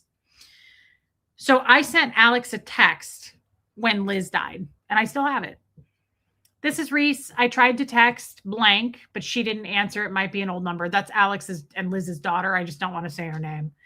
I want to say I'm so sad about Liz. I can't believe it. I knew her my whole life. She really loved me, Michael Huxley, and the feelings were so mutual. We are so heartbroken. Liz was a wonderful friend and so genuine. I'm so sorry this happened. I feel terrible for you and the kids. Huxley is devastated. Again, she just covered us in love whenever we saw her at Chris's office. Such a special person. That was at the chiropractor. I used to run into her there all the time. That was my text to him. Okay. That seems like a normal text, like from a normal person. I'm kind of proud of myself. This is what he wrote back.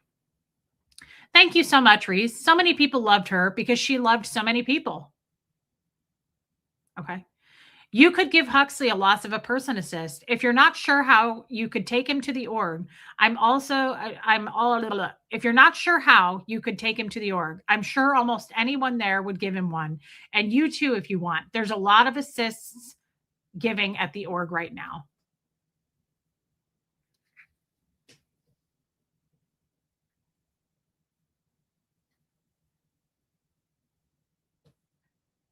That's it. These two were married for 40 years, had a kid together. Was there any sadness to that text? I'll read it again. Thank you so much, Reese. So many people loved her because she loved so many people. You could give Huxley a loss of a person assist. If you're not sure how, you could also take him to the org. I'm sure almost anyone there would give him one. And you too, if you want. There is a lot of assist giving at the org right now. Like nothing about Liz, nothing about any of that. So the funeral for Liz, what are you up to? Because you're a little bit of a con man, and I know it. You know how I know it? You stole your cousin's food again today. You ate your cousin's lunchies at the farm. And I know you did. And you're a liar. You're a liar and a fraud. Yeah, it was cold and soulless. Yes. Total brainwashing. And I went to Liz's funeral, and there were, most of you know this story, but do you guys know, like at like a New Year's Eve party or something, you know, those like, they get those like, those like things that like you blow into and they make noise. And then also those things where it has a handle on it and you clap it. It's like in the shape of a hand. It's like a clapper thing. This isn't a lie. As a matter of fact, it might be on the video I have. I go to her funeral and those are all over every single table. Every table had those little things and the clap party favors. Those were on every table. And those were to be used. He's a con man, Jan. He's a con man. He stole his cousin's food. Those were to be used if anybody cried at the funeral. I'm going to see if I can find it in my... And so my mother-in-law went up to talk. Noisemakers. My mother-in-law went up to speak at the funeral because her and Liz had been friends forever. And she goes up there, and I think I have sensory issues anyway. I don't like a lot of noise. She goes up there to talk, and her voice cracks. And she goes, I worked with Liz for, and she like starts to cry. And literally everyone in the room goes, no crying, no crying. Woo! And they start using those clapper things. And I can't believe I didn't wind up on the news. I was furious just because too, I was trying to listen to what people were saying and they were screaming because most people went up there and started to cry. I'm going to see if I can find it. Here it is. Never even noticed that it was our anniversary. So this is Alex, and he sings a song at her funeral. And I'm going to see if it shows. Come Saturday, we're going out to dinner, and we're going with some friends, and I still had something to do here at Old Building, not this here, but here. But anyway, I said, look, you go with them to the restaurant. This is a funeral. Finish up what I had to do. This is a funeral. And Hey, then, Teresa. as I was going over there, I noticed I'm just about out of gas, so I stopped at Quick Turn. Got gas. I was inside paying, and I looked down, and there was one of these big white 5. This is the same guy that I just showed you that looks like a vampire because he hasn't had any sun. Gallon paint buckets that has a bunch of bouquets of flowers. And I looked at that and I was like, oh no. This is a funeral. Oh, I am so burned. I bought some flowers and had a stroke of genius. So I took those flowers, I marched into the restaurant, and I presented them to Liz, and she's, what's this? And it's like, oh, it's your anniversary. The 19th, right? Wink, wink. And she's like, oh, I completely forgot about it. So anyway, I got through that one okay. So now we fast forward to 2014, I believe it was. And I had Friday off, and I went Christmas shopping at Target. Came out, didn't really find anything that excited me. Came out, I sat down in the car, and this was at Target over off of Metcalf, and I was parked over at the side where there's just a wall, stone wall right in front of me, and I'm looking at this wall, and I went, oh no. It's the 17th of December, and I have not done anything.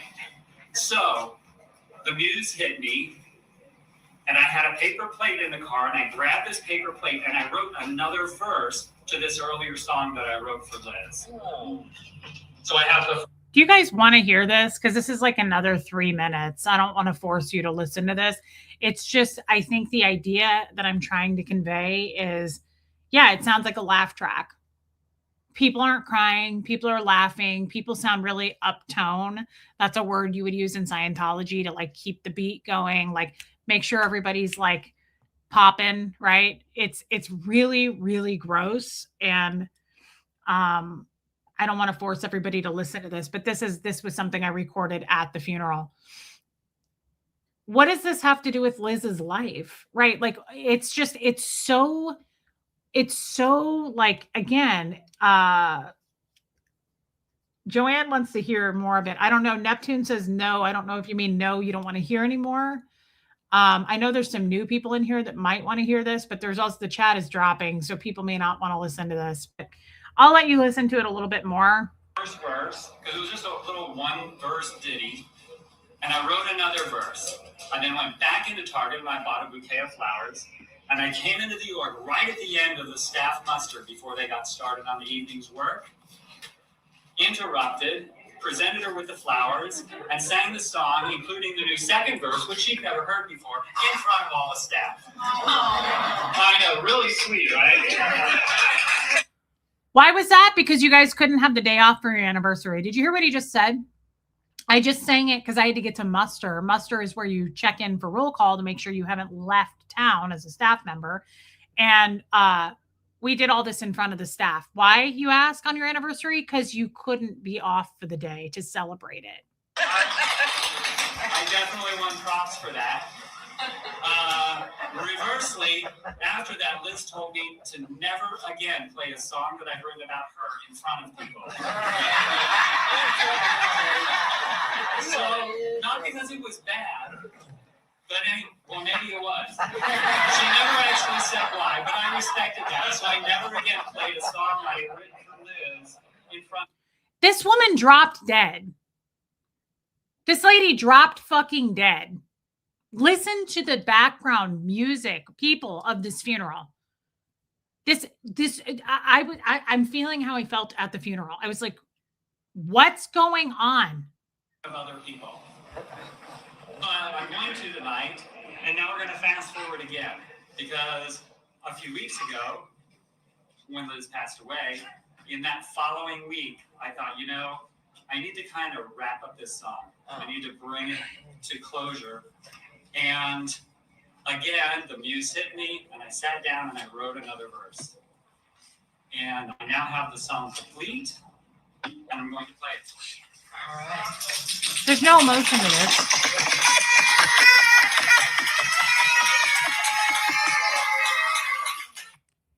Did you hear it? Did you hear the things? Did you hear it? That's a fucking funeral, you guys. That's a fucking funeral. And they were playing those noisemakers at a funeral. Well, now you know I'm not a liar. This song is called Nuts About You. Somebody's fucking nuts. I'm trying to think of the first words. Hang on.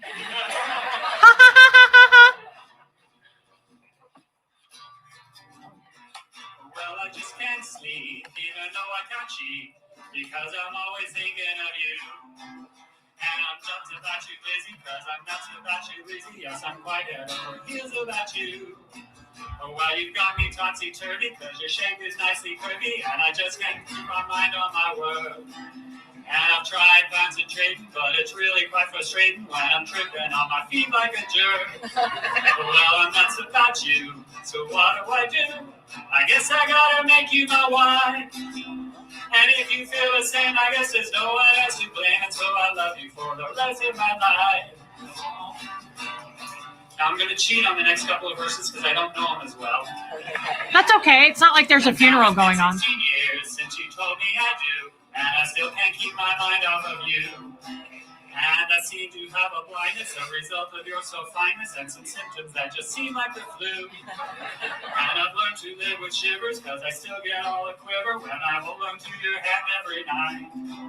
And my heart is pounding badly, because I love you oh so madly, and I soar whenever you come inside. I'm still so nuts about you, so what do? I'm glad you said that you'd be my wife. And since you feel the same, I guess there's no one else to blame, and so I love you for the rest of my life. Now it's been 33 years, and I'm still stuck on you, and I've no regrets in feeling this way. You've infected me with cooties, we do everything in twosies, because side by side we always will stay. I know that no one wants to hear it, because we always tend to fear it, but the physical can't forever stay. This year you had to leave us, even though it kind of grieves us, but there's other games that you've gone to play. There's other games that you've gone to play. This year you had to leave us. There's other games that you've gone to play.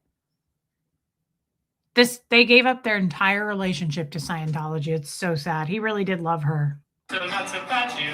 So what do? I guess I'm gonna put it this way.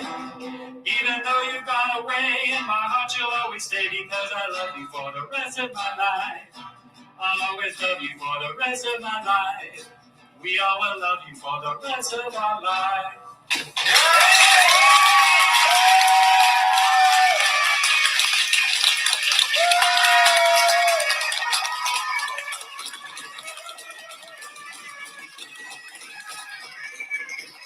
Hear it? That sounds like a circus.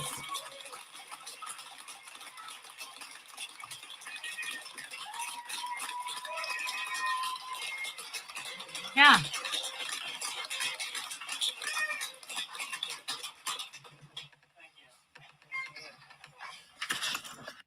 We never even noticed. That's a Scientology funeral. Oh, I don't think he cried at all. I don't think he cried at all. Guys, there's no crying. I mean, that's really not a thing in Scientology. They're not hiding it. It's destroyed out of them. Oh, thank you. Third eye open.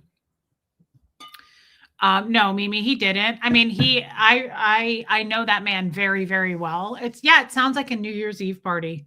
That was a Scientology funeral. She had just dropped dead on a training program, and we had to go fund me to get her a funeral. The Scientology didn't even pay for it. That woman was on staff for probably 30 years, 35 years, and they didn't even cover the funeral. And she died on their watch and dehydrated. Nobody was with her, and they just dropped her off at an ER to die. It was really hard, Cheryl Nolan. Yeah, it was horrible. I was very, my face was so red at that funeral. It's very unethical, Ruth. Hey, Don Clark. My face was so red. But see, I also have a hard time being around that kind of noise, I get irritated being like, I don't know what it is. It puts me in a bad mood when there's like all that going on and people yelling and screaming. It's only happened as I've gotten older. I never had that problem before. But as I've aged, I'm like, yeah, it's like sensory overload. It's too much. And I remember being at that funeral and I was like, are you guys fucking kidding me? I also think I noticed it more than ever because I worked in senior living then. And funerals were something I attended on a regular basis, a very regular basis. And so I was so like the disrespect happening. I was like, people are crying and they're going, don't cry. And they were screaming. And I was like, this is so disrespectful. This isn't even about Liz, right? Like this is a send off for this woman. Funerals are a goodbye, right? Where we honor the person and we sit there and we think about how they made us feel. Right. It was so gross to me. The treatment, I was in shock. I was angry. I was so mad trying to listen. I did end up leaving, BB. We got toward the end and I ended up leaving. And I remember they tried to stop me. The doors were sealed. Like they always do that when there's something going on. And they were like, well, it's not over yet. And we want to talk to you when it's over because I hadn't been in a while. And they were going to try to get me to like sign up for something. And I was like, I am leaving. I'm very upset right now. I was like, I'm very upset about the way this all was handled. I don't like, Liz was my first memory of Scientology in like person that I had met. She was like family for me. So it was, no, Marissa Martin, I was married to Jeff and Jeff was going to go with me, but he was at a jester party, of course. So he was at a jester party and I had to go to that by myself. She died in 2022. Yeah, they're terrified of feelings. Coming from our therapist in the group, that's so true. They're terrified of feelings, Neptunes, and you can tell. You can absolutely tell. Like, show zero emotion. He wasn't suppressing that, guys. Hey, Mop Man, he wasn't going home to cry. He wasn't trying not to cry. He didn't have any, you know how I always say this about my dad? He didn't have it to give. Whenever I used to think like, why didn't he love me better? Why didn't he do this? Why didn't he do that? He wasn't withholding it. He wasn't pulling it away from me. He didn't have it to give. That's the same in this situation. There are no tears. They're not suppressing it. There's nothing there. I knew it was wrong. Thank you, Holly. Seems like they act like this life is worthless. Like you're going to go to other lives yet if they knew a truth. Yeah. And by the way, good to see you again, Love and Life. Did you hear when he said, he was like, I know you had to leave because you had another game. That is such a disrespectful thing to say about life, right? It doesn't honor the person's life. Life is a precious thing. And I love how Scientologists are just like, well, they had to go play a new game. It doesn't honor the person at all. It's like, they gave up this life and dedicated it to Scientology, but she'll be back. Like it's yeah, Joanne Hawley, no HENR, no human emotion and reaction, guys. And you just saw it. She was cremated. Most Scientologists are cremated. L. Ron Hubbard promotes being cremated. Hey, Heather. Thank you, Teresa. What a nice thing to say. Even then, being raised in this mess, the Lord was speaking to you, setting you apart. I knew it was fucking wrong. I knew it was absolutely wrong. And again, I had attended so many funerals at that point that were not Scientology funerals, obviously, working in senior living. Funerals really mean something to me. I don't know that I would say meditate because I've never meditated. So I'm not sure what the true definition of that is.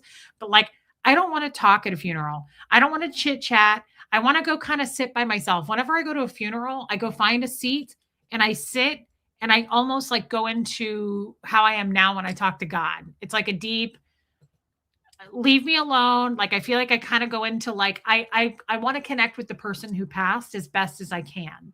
And so I kind of, I go into that, like, I think about them. I honor them. I think about how they made me feel. I feel like how, I try to go through every moment of their life that I knew them. I really try to make it all about the person because it is. And so I don't want to fucking stand around and be like, how's your dad doing? Hey, let's go to the table and get a snack. Like, this isn't that. This is honoring the last moments of a person. Because let's be honest, once a person dies, most people forget about them. They're not really talked about much anymore. Like I don't do that with Fred, but I mean, when you're here is when you're really honored. When you're dead, you're going to be forgotten about, within a year. That, people, immediate people in your life, right? Like if they're married to you, they might not get over it, but for the most part. So it's like, this is all about that person. We're having a service. We're putting on an entire service to honor the person. Right? We're not here to sing songs. We're not here to laugh and talk about. I mean, I know some people do that at funerals. Like some people cope that way. I've been to funerals where like the grandson will get up and tell a cute, joyful story. That's fine. I don't really listen to it. I tune out when I go to funerals. I'm not really listening to people talking. I just sit there and I try to be with the person that passed. I try to tell them like, I love you and I wish you well. I hope whatever happens when you die, like, I hope you accomplished everything. I hope that if there is a heaven, you went, right? Like, I really don't, I think funerals are weird when people, I have been to so many jester funerals where like Jeff would like stand there and shoot the shit with those guys. And it was just like a party. And I was like, this is not that. Like, go fuck around and laugh with your friends any other time. But let's honor the guy that died or the woman that died, right? We are here for that individual soul, not their spouse, which, I'm sorry and I'll give my condolences, but like, that's who I'm honoring. That's who I'm putting attention on, right? Like, I'm sad for his family or whatever, but like, I'm really trying to connect with the loss. That's how I grieve. I don't know. I don't want to go beyond the surface and make small talk and go, haven't seen you in forever. Have you lost weight? Like, that's not the time for this. Funerals to me are very serious and I want to take it that way. I want to honor the person that way. That's how I feel about a funeral. You don't have to agree with me. I'm not saying that's how it is. That's how it is for me. I want to make sure, it kind of actually, I just realized this in real time. That makes so much sense what I just said. I'm actually going to give myself a little bit of a compliment here. I want people, my biggest goal in life, and this is why I said yesterday, maybe I won't be on this channel anymore much longer. If it's served its purpose and it's done, it's done. My biggest goal in life is to make people feel seen and heard. I want you to feel seen and heard. I'm going to make you feel seen and heard. I want people to feel safe, seen, heard, validated. That is my goal. And I feel that way about a funeral. Even if they're physically not with us anymore, I'm there for them. I want them to feel seen, heard. I don't want them to feel like a gathering of people showed up and ate some chips and dip and talked about somebody's fucking Ozempic weight loss. Like, it's not a reunion for people to be like, hey, how you been? Like, no, we're here to honor and make that person feel seen and heard as they enter into the next fucking other side of whatever it is that's going to happen. Right? Yes, I use the space to remember them and the impact they had on my life. I hope you don't shut down this channel. Diana H, I'm not necessarily going to. I'm just thinking like, how some things are for a season? I don't know if I have served my purpose, right? Like, I never want this channel to become boring. I never want it to become... I want people to feel seen and heard. And if they don't anymore, or they feel done with this channel or they're bored of it, then I've done my job and this wasn't meant to be forever. I don't know. I feel like I want it to be worth it for everyone to be here. And I'm sure it is, but I just want to make sure that I am where I am needed. That's all. I want to help people. And if I'm not helping people anymore, then I need to find another place, another outlet to help people. Thank you, Mottman. That is meditation. Scientology has such a lack of learning and showing regard for life. I was 17 when my dad passed. Wow. We were all in shock. I didn't remember some of it until talking to my friend later. Wow. Love and life. I get that. Thank you, Ruth. Thank you, Heather. And that's why death too. SoCal Joy, yeah, we'll still do Zoom calls. Yeah, I love the Zoom calls. That's actually this coming Sunday, by the way. Death too. Um, people come in here like Marilyn did yesterday and said her husband died in that horrifically tragic accident, right? He drove a truck and somebody drove into the gas tank and the truck blew up. Like that kept me up last night. I don't know about you guys, but I felt horrible for her. And sometimes you don't know what to do when somebody dies, and that's okay.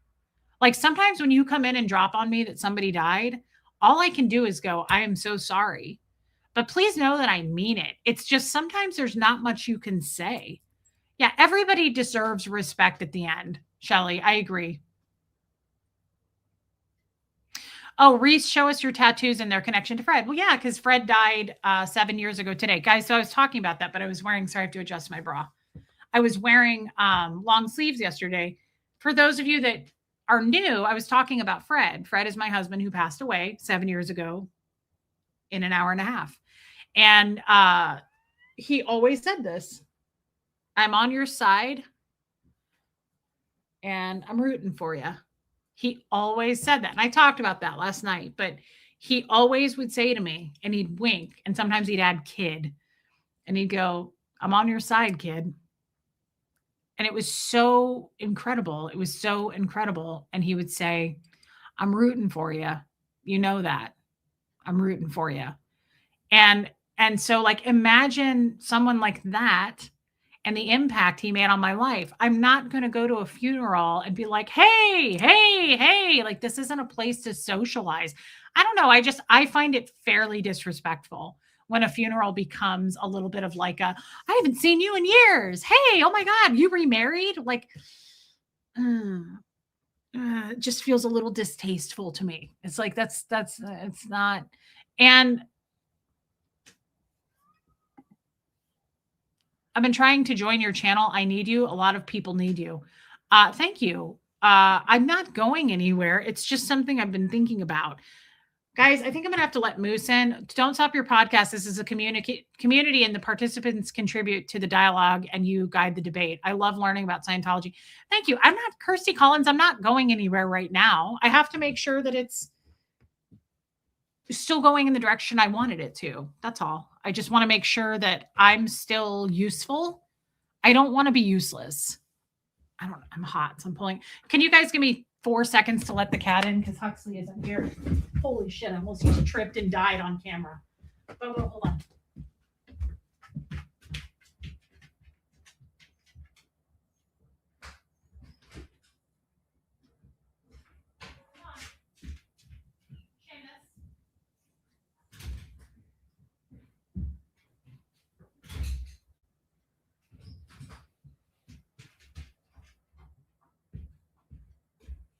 Oh my God.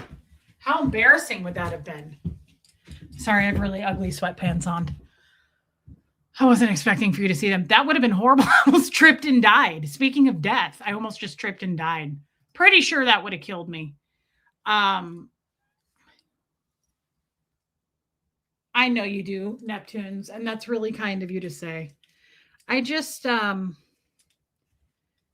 people mean things to me. Like that's why to me, I love it when people are like, Reese is just scamming. Hey, Critters Creations. Oh, thanks for clocking it. Reese is just scamming you for your money or whatever. This is all just smoke and mirrors. It isn't.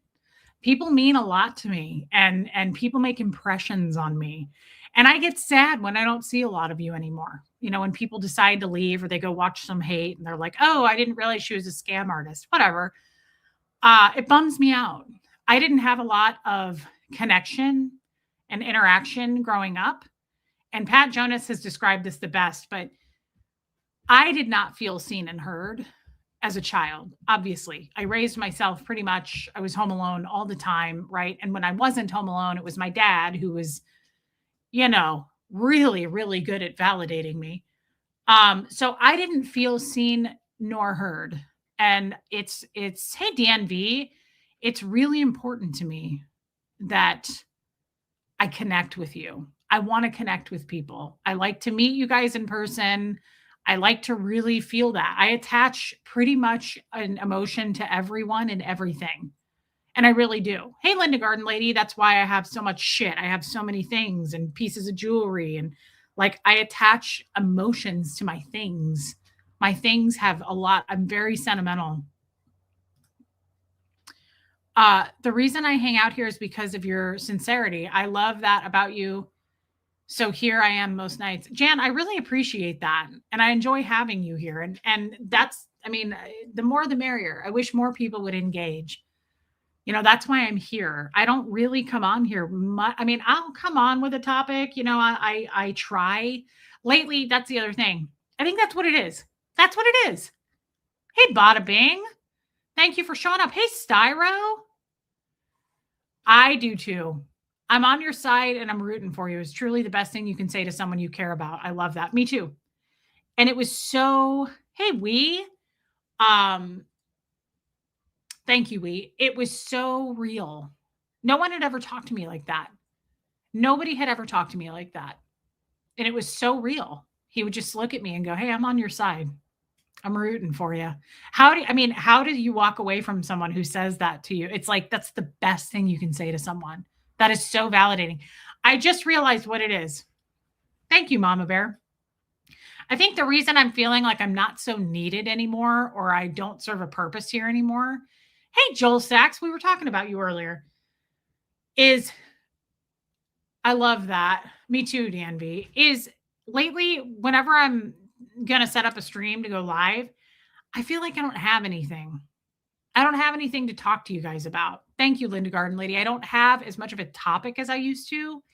And so I start to think I minimize myself when I do that. And I start to go, if I don't have anything to say, maybe I shouldn't be here.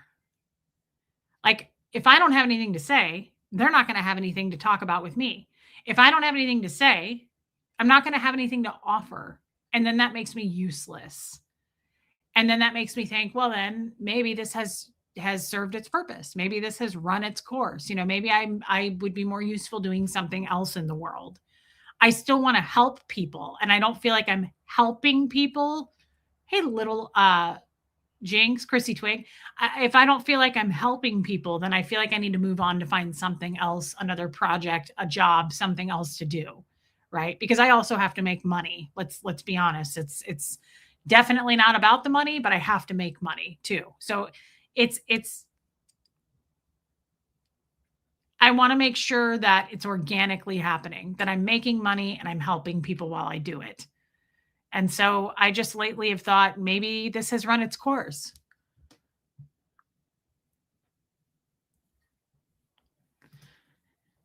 People cannot help but say things about others. Human nature without self-reflection, it runs amok. A groupthink goes on. Question, correct, but not let them hurt our hearts. It's a them thing. Love and life, I missed you. You're always very profound. Thank you for that. Topic schmopic. We don't care. We like listening and chiming in. I know you do. And it's just a me thing. It's me introverting. It's me minimizing myself. It's me being insecure.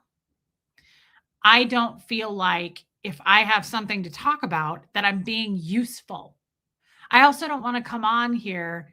Are you subconsciously preparing to go? I don't really know what that means.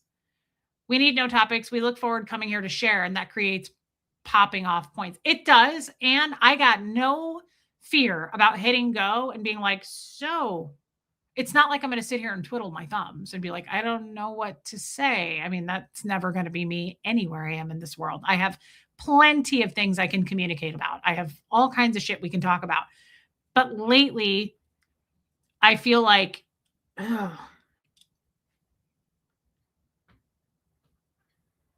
they want to listen if I don't have, who is that? Lucy, you little cry ass. You almost made me trip and die, by the way. All it takes is one person to say, what about this? And you're off and running. Pat, it's no joke. And trust me, guys, I could go on for years this way. I'm not fearful that I won't have something to talk about. I can stretch anything into 2 hours. I could stretch shit into 4 hours. I have the gift of gab. That's for sure. I'm not worried about it. It's not that. Thank you, DNB. It's not that. It's, am I bringing something to the table?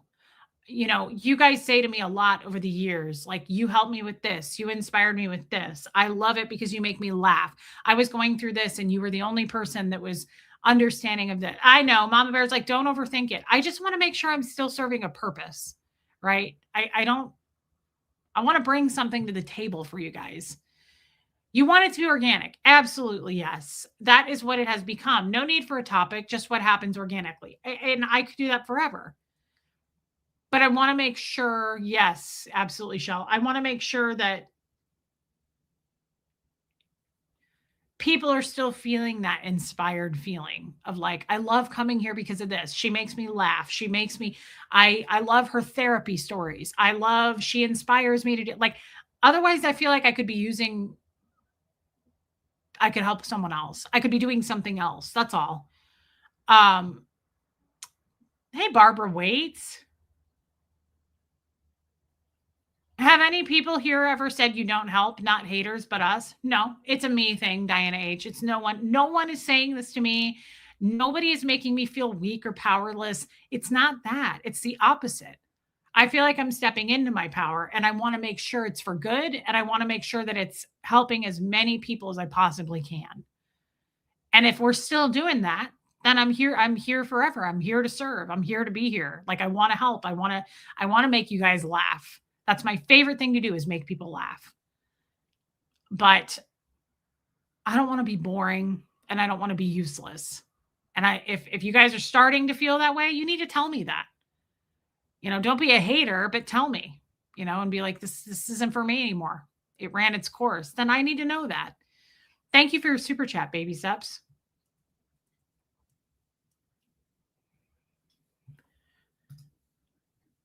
I think you always have to have a goal or having a purpose. You've been taught your whole life that you have to be busy to be useful. That is such a crazy thing to say. That just blew my mind. She's absolutely right. I have fucking ants in my pants all the time. She is dead on about that.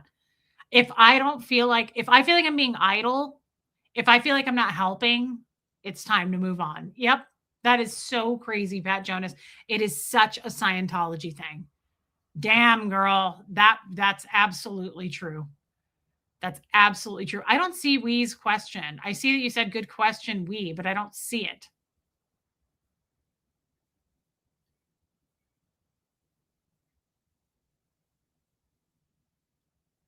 I'm going way back now and I don't see it. Dang. So what if you found something else you would like, but still do this a couple nights a week, plus our Zoom calls, just an option? If I find something else, it's going to be a full-time job. And that's fine. I've worked full-time jobs my whole life. If it's a full-time job, though, it's likely going to be at least probably a 45-minute to an hour commute each way. So that plus streaming plus the Zoom calls, I don't know that I would be able to do all of that. Honestly, that would probably wear me out. So I don't know. I'm not planning on going anywhere right now, guys. All I'm saying is, oh, am I still happy doing this? This is the absolute love of my life. Yes. This channel has changed me and saved me in every way a person can be saved.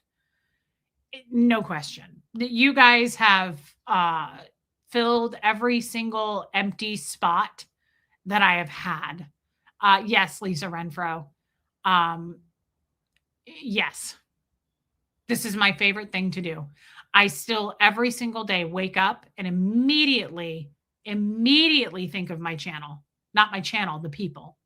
And then when I go to bed at night, I'm thinking about you guys. I'm thinking about you more when I go to bed. That's probably why I don't sleep as much, because it's fresh. And I'm thinking about whose husband died. I'm thinking about who's sick. I'm praying for this person. I'm talking to God about that person. I'm curious about this person. I'm thinking about this new person that came in. I'm thinking how much I click with this person. I love this more than anything I've ever loved in my life. This is my favorite thing. This is my favorite. You couldn't there's nothing to compare it to. Yeah. Thank you, Joanne. And I love you. I think you also know there is more out there for you. I think you might be getting itching for it to happen. It will come and the stream will transition as needed. Yeah. I mean, the people I was working with behind the scenes, Baby Steps, said to me, you started on YouTube. That's not where you end. YouTube is very small. YouTube is a fishbowl. Like, perhaps it will grow into something else organically. Perhaps I will do something else. But whatever it is, I really do like that. I mean, if I could go back in time and not be a Scientologist, I would have been a therapist. I love, love, love listening to people's issues, and I love human behavior, and I love more than anything either helping someone, like inspiring them, or making them laugh. Those are my two favorite things to do with people. So maybe it will change into something else, but Heather, you're right. I'm probably just going through something weird, guys. Thank you, MJ. Thank you for your super chat, Baby Steps. Anita, are you more angry now about Scientology did to you now that you were 3 years ago? I cannot fathom. Yes, I am. That's a great question. And yes, I'm very angry with Scientology. I feel it coming up to the surface. And thank you for your super chat, ladies. I feel it bubbling up. I feel I think we're discovering some things in real time here right now. I feel uncomfortable in my own skin lately. I feel unsettled big time. I feel deeply unsettled, like to my fucking core. I feel really unsettled, and I want to make sure that we still laugh here, but I also want more than anything this to be serving a purpose. And what I mean by serving a purpose, specifically helping people. Is it that the anniversary is today? It could be. I mean, yeah, I could be a little ruffled over the loss of Fred. Yeah, I mean, this is my mom fell on that. Like, there's just weird shit going on. There's something pretty major going on behind the scenes. And what was I just going to say? Oh, I know. I love making you guys laugh. But I also have to say this. I don't want to feel on all the time. And so sometimes I feel pressured. Hey, me, Saul Smokes. Sometimes I feel pressured that I need to come here and entertain and like make you guys laugh, because so many of you are like, oh, I've had a rough week. Oh, I need a laugh. Good. Reese is going live. You know, I want to do that, and I want to keep things uplifting and upbeat, but sometimes I'm not. Sometimes I'm not feeling that way. Sometimes I'm not a show pony. And sometimes it's like, I'm going through stuff right now, and it's hard for me to perform. And I never want to feel like I have to perform. And so, you know, that is one thing I'm grateful for about this channel. I try to watch other content creators. I have lately kind of tuned into some. Holy shit, man. Some people, to me, are incredibly performative. Like watching, hey, Mrs. Carson, watching people do their little song and dance on their channel and like change their voices or like whatever they do. I'm like, now I've got problems, I've got flaws, but like I'm real as shit with you guys. I'm so real that I lose people over it. Like I'm so real that people are like, ew, gross, you're too real for me. I cannot handle artificial or like disingenuous type people. And I am thankful that, yes, DNB, I am very, very thankful. I have to be honest that at least here, all of us are very real. We put it all out there. We're very real. We're not. Oh, thank you, Shelly Kelly. Oh, okay. All right. We're super, super real here. And I am very grateful for that. I never want this. I couldn't be anyway. I couldn't be if someone said, we'll give you 10 million a year, but we need you to be performative and operate off of a script. I'd be like, oh, you got the wrong girl. I'd love to have 10 million a year, but I absolutely couldn't have a script. And I can't be performative. I cannot be like, performative grosses me out. right? Like when I'm acting a certain way or I'm in a character, I'm aware I'm doing it. I know I'm doing it. I'm doing it to make you guys laugh. I'm doing it to get to a punchline. I'm not doing it to be like super fake though and like make you think my life is something it isn't. It's not. We're past that. Joel Sachs, I was talking about you at the beginning about how your time difference. Lisa Renfro shit her pants yesterday. All right. That's too bad. Thank you, Jan. I guess I'm just trying to say that lately I have felt kind of down, kind of blue, and I don't want to go live because I don't want to let you guys down. I don't want to go live and people are like, oh, we came here to laugh. Like, I don't want to go live if I'm not like this fun, zesty. And if I come on and I'm like, I'm really struggling today, I feel like skip that day. People don't want to hear your fucking problems like that. People don't want you to come on being all stressed and depressed. Nobody wants to hear that shit. Honestly, that's what I dump into the Zoom calls. The poor Zoom people. Like they're paying for that. But to be fair, we all do it. Everybody in the Zoom call like goes around in a circle and we dump shit. We laugh too, but like I sometimes will save that. That is so kind, Love and Life. I sometimes will save shit for the Zoom calls to be like, I'm really sad about this. I'm bummed about this. Right? I don't want to be depressed. I pull myself out of it. I'm not prone to depression kind of person. I'm way too bouncy and like I'm too full of energy to be depressed. I don't sit down in depression for too long. But thank you, Sharon. You need us like we need you. Heather, that is so nice. I know you guys understand. It's me that doesn't understand. It's me that's like misinterpreting and making it into something it isn't. I know you guys get it. I just don't want to come on here though and be a drag. Thank you, Sunrise Cupcake. I wouldn't be here at 2:30 if I thought your channel served no purpose. It's the first thing I thought of when I woke up now. You are wonderful. I love Joel Sachs. He is such a close friend. He's been with us forever. He's everybody's friend on this channel.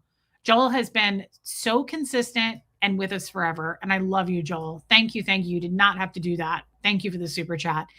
I love having you here every day, as we all do. We support you, whatever you do.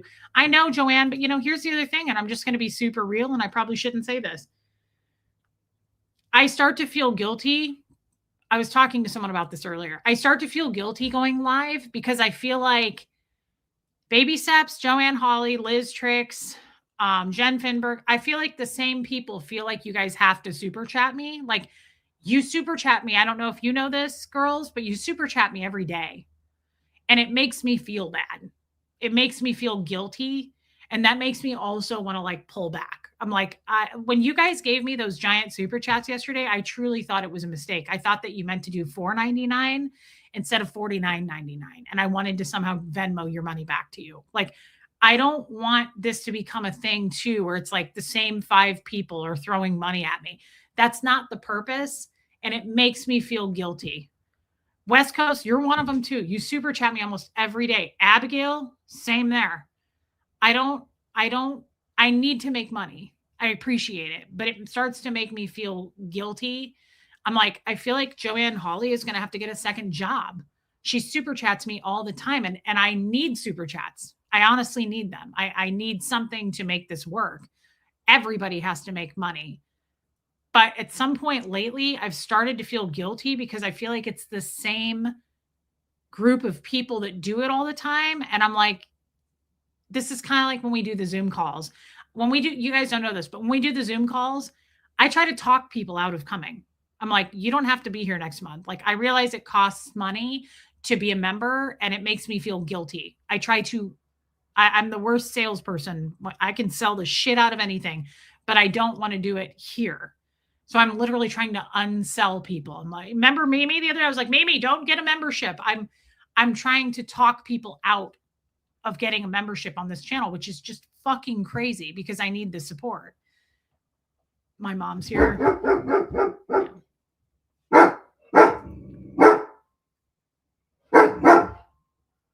Rip their face off, Bo.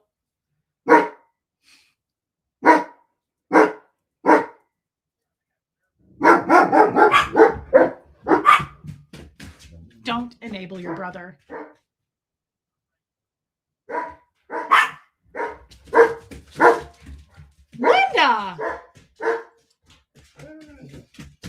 Puka Vista, that's what I mean. Right there. Look at Puka Vista. I love the Zoom calls, but it's all my budget allows. No, I don't need to go. Oh my God, we've been on for over 2 hours.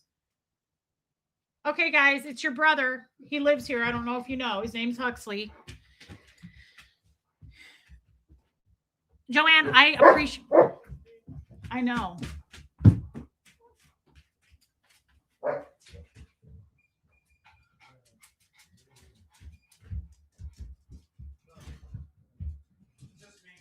I know it is. I tried to tell Bo that. Tommy is not doing a show tonight. Tommy is not. Huh? Bobo, did you want to show us your baby? Let's see your baby. Oh, he's such a nice person. Look at Bobo's baby. Oh, he doesn't want to let go, but it has long legs like Bobo. Oh, he's so friendly. And he's a great guy. And he says, I was going to tear their face off, but since it's family, I'm going to pick up my baby and show it to you guys. Sorry about that, everybody. She jumped down. I don't know where she is, MJ. Joanne Hawley, I love you and I appreciate your support, but sometimes I feel like I need to like float you money because, hey, Cindy Swizz, I just am starting to feel weird about it. I'm like, these like 6 same people are constantly giving me money and I feel guilty about it. I'm starting to feel like maybe you need to do something else. You left your drink out there. What? You know that little mug, the white thing? My shake? Yeah. Yeah, I know. Okay. What do you mean out there? Outside? No. Oh, I know. I was done drinking it. Hey, can you let Seamus in? Because he's annoying. Yeah. Thank you, Joanne. Jen says, sending you lots of love and prayers for strength, clarity, and guidance. That is a beautiful thing to say, Jen. Thank you again for the super chat from Jen. Because I want to. Nobody's making me. Thank you, Miss Sunrise Dawn. Guys, this wasn't to prompt people to super chat me, but thank you. We do it because we want to. No guilt allowed. Would you feel better if we Venmo? I would, because then YouTube doesn't take it 30%. You asked. Thank you, Baby Steps. I love you. Abigail gifted memberships. Thank you, Abigail. What a bunch of little poo-poo angels. Guys, this was really nice. This was not me trying to get you to, though. Styro, thank you. I love you, Styro. You're a new person here, and I really enjoy you. I hope you never leave. Gina, take my money. I don't super chat very often, but I watch all the time. You deserve it. Thank you so much. See, so when people like this super chat me, that is so nice. That is really, really kind. And here's why. People, I get a Venmo every once in a while from you guys. That's very kind. Mods can post it only because you mentioned it. Reese put up the Venmo. I love YouTube. Yeah. I have Venmo and I have PayPal, and every once in a while somebody will send me like a gift. And Nancy did that the other day. West Coast Fancy Nancy. Sometimes Baby Steps will. It's so kind. They'll just send me something and it's really, really kind. Baby Steps sent me money to get a pedicure, and I did, and it was so nice. But Tommy's not feeling good. He's having problems with his tooth, and then he got the damn thing fixed, and he thinks that they gave him water. They did, because you know how the dentist does that? And then he got sick after the dentist. Like he got like stomach problems and he was all nauseous. And I was like, dude, stop. If you run yourself down and you keep streaming, you're going to heal in more time. It's going to take longer to heal. So a lot of that's my fault, but I've been like, does PayPal, that okay, take a percentage? PayPal doesn't take a percentage.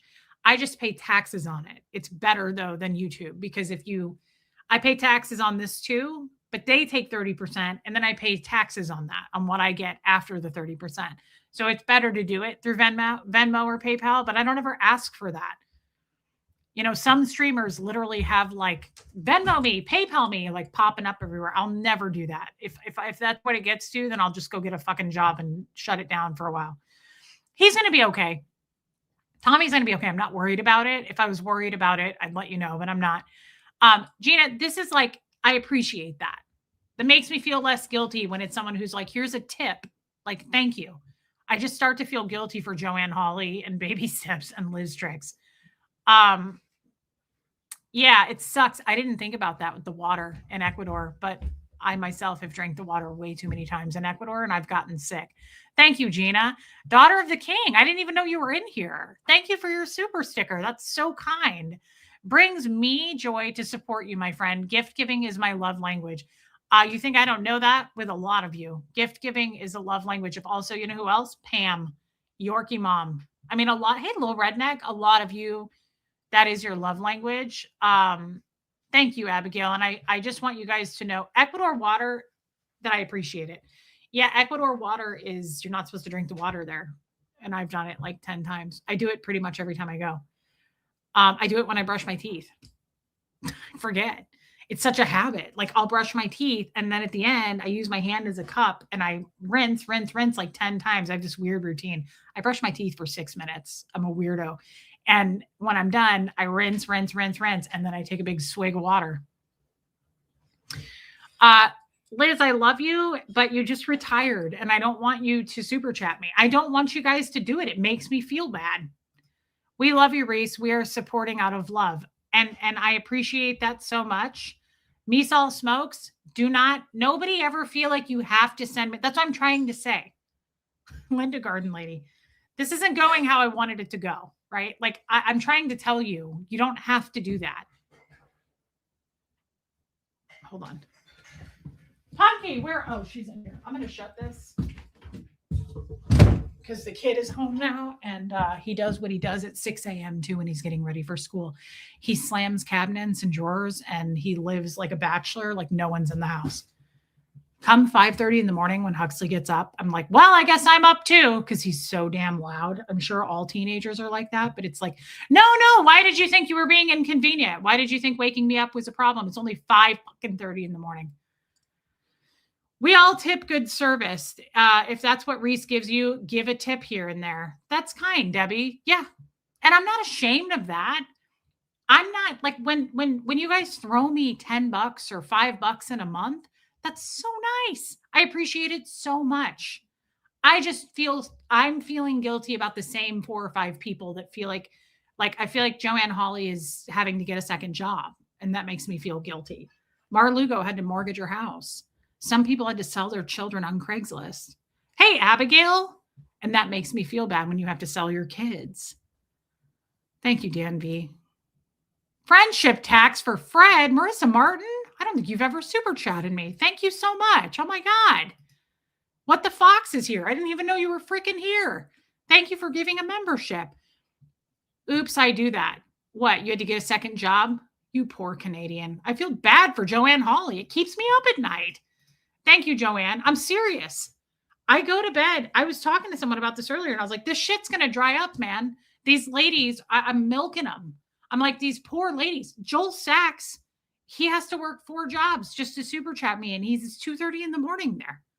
Helena is my mod and she super chats me. Shelly Kelly is a mod, super chats me. Fucking Susan is a mod and has a fucking membership. Like, guys, it's too much. It's too much. And then look at Liz. She says, I'm saving all kinds of money eating cat food. I need a Zelle. I do have a Zelle because Tommy Zells me sometimes. Yeah, Liz has to eat cat food. This is what I mean. Mar Lugo had to mortgage her house. A couple people sold their kids, right? Fucking Liz is eating cat food. She should be having the time of her life. She's eating fucking Friskies. She just retired. Like Joanne Hawley is doing only the Lord knows what to make all this extra money. I don't want to know. She is a babe. I don't know what she's doing with her time. I can't keep track of her 24 hours a day, but she's throwing out the bills and I worry about it. Baby steps too. I'm like, what are you doing? What are you doing for this kind of money? I feel guilty. I feel guilty that all of these poor older women are having to just, be out on the streets or Joel Sachs is like, I have one job. Liz Trix has to eat cat food, you guys. It makes me feel guilty. The haters are right. I'm a grifter. I'm so grifty. Abigail. My thoughts are nothing like your thoughts, says the Lord. Yeah, I would think that's probably true. Our thoughts are not the same as the Lord's thoughts. Did anybody ever think of that before? That's good scripture right there. My thoughts are not like your thoughts, says the Lord. I would guess that our thoughts are a little more tainted, pervy, unethical, inappropriate, wrong. Yeah, I would think we don't think like God thinks. And my ways are far beyond anything you could imagine. Probably true. You will live in joy and peace. Thank you. And I appreciate that so much, Abigail. That's Old Testament. I would guess that my thoughts are not pure. Yeah, like the Lord's. Thank you, Abigail, for that. And I know she left, but bless her sweetheart. Anita Card says, you make most of us really look at our own lives when we can't because you are tackling your issues. It's so motivating. It doesn't come as easy to the rest of us. Well, thank you, Anita. I always think it does, but thank you for saying that. And thank you for your super chat. And I love you.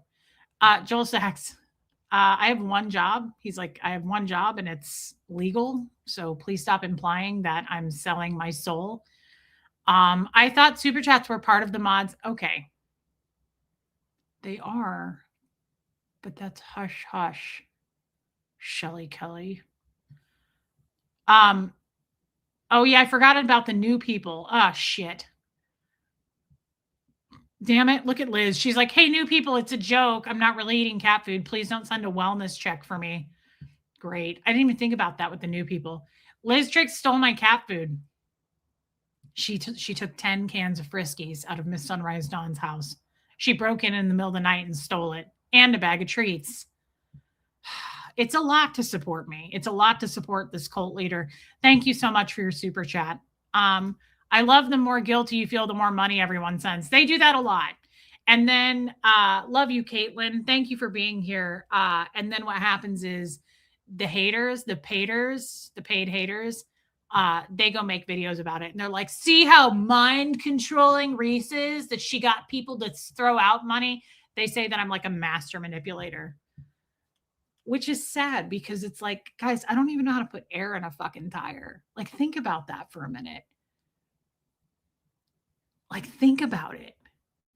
I'm a master manipulator. But like, I can't do anything. Like, I don't know how to do anything. I don't even know how to upload a picture on here to show you. I have to show you shit on my phone. It's just wild to me.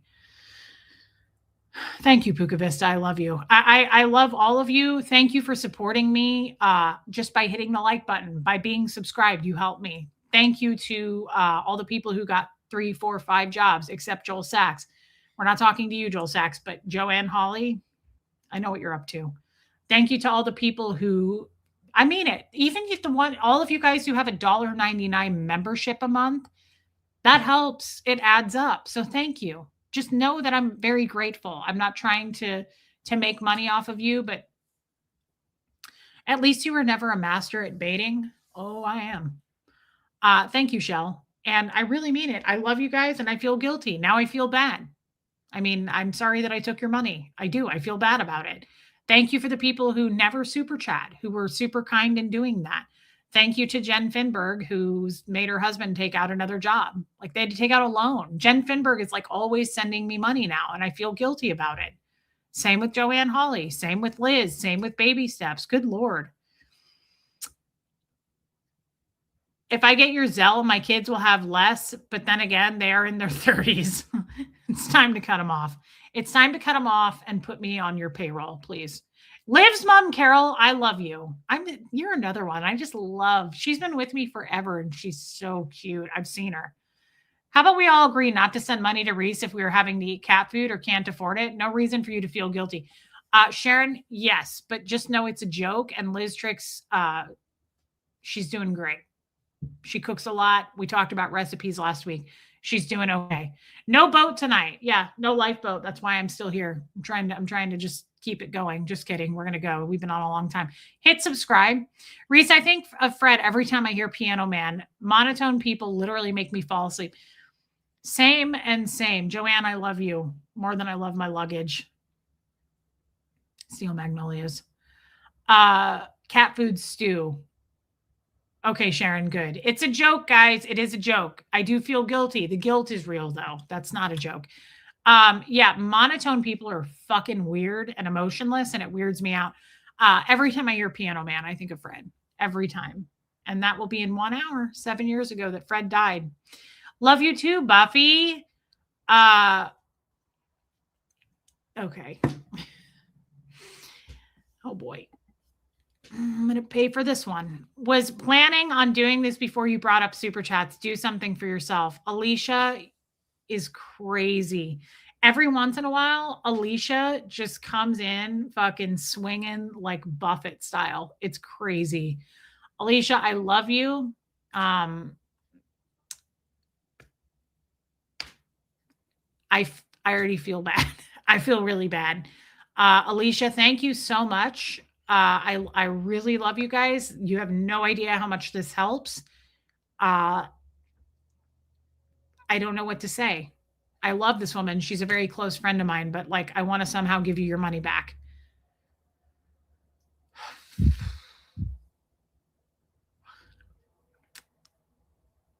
Thank you, Alicia. Thank you, thank you, thank you.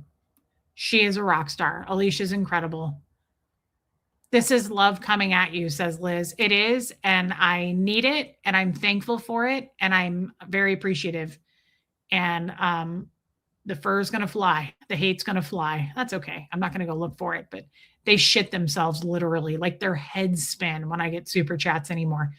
I do too, Pat Jonas. This is an amazing. You know, I don't accept cash, Reese. Yes, I do know that about you. I love you. Thank you, Alicia. I love you so much. You always kind of like, I don't know what to do with you when you super chat me like this. I don't think Alicia's ever just sent $20. I don't think she's ever done like a $5. Alicia's always like throws that shit out there like we're at a casino. And they're like, ma'am, it's a $200,000 buy-in. And Alicia's like, great. I'll do it for all of us. Like Alicia just like comes rolling in and I'm like, oh my God. You don't ever have to do that, Alicia. And thank you so much. Stop with the guilt. People give because it feels good to give back. I understand, Styro, but it's a weird feeling coming from Scientology. It's a weird feeling. It's called out exchange, and it makes me a criminal. It's a criminal thing to get something for nothing. And Mother Revenge, it's okay. Nobody ever has to feel like they have to pay to be here. Just hit the like button, hit subscribe. That's helpful too. But I love you, Alicia. And please know that I love you forever. Thank you. Just think how bored these people are that if you get a super chat, they start salivating. And they do. They literally shit themselves. They literally have to go get like new undies. Out exchange is canceled. Don't say other words. Thank you is a complete sentence too. I know. I just don't feel like I deserve it. I'm rejecting you because I don't feel like I deserve it. So thank you. I'm just in a weird place. And I think that if you knew what was really going on behind the scenes, you would completely understand. But you seem to understand even without knowing. And I love you guys, and you're crazy supportive of me. You're my friends, and I love you. Thank you. Nobody feel guilty about not having a membership, never super chatting. I don't ever want to hear someone say something like, Reese, when I get paid, don't do that. Please don't do that. It's not about that. I know she's really pissed right now. How would you feel if your gifts to others made them feel guilty? You wouldn't be happy. Let us love you. I thank you, baby steps. I'm trying. I'm in a weird place, guys. That's all it is. Please chalk it up to that. Please don't be mad at me for this. I'm not trying to be rejecting. I love you, Joel Sachs. And thank you, baby steps. I had to learn in therapy how to accept things with grace. You deserve it. Thank you, Joel Sachs. I am not a Scientologist. That's true too. Sunrise Cupcake. That is true.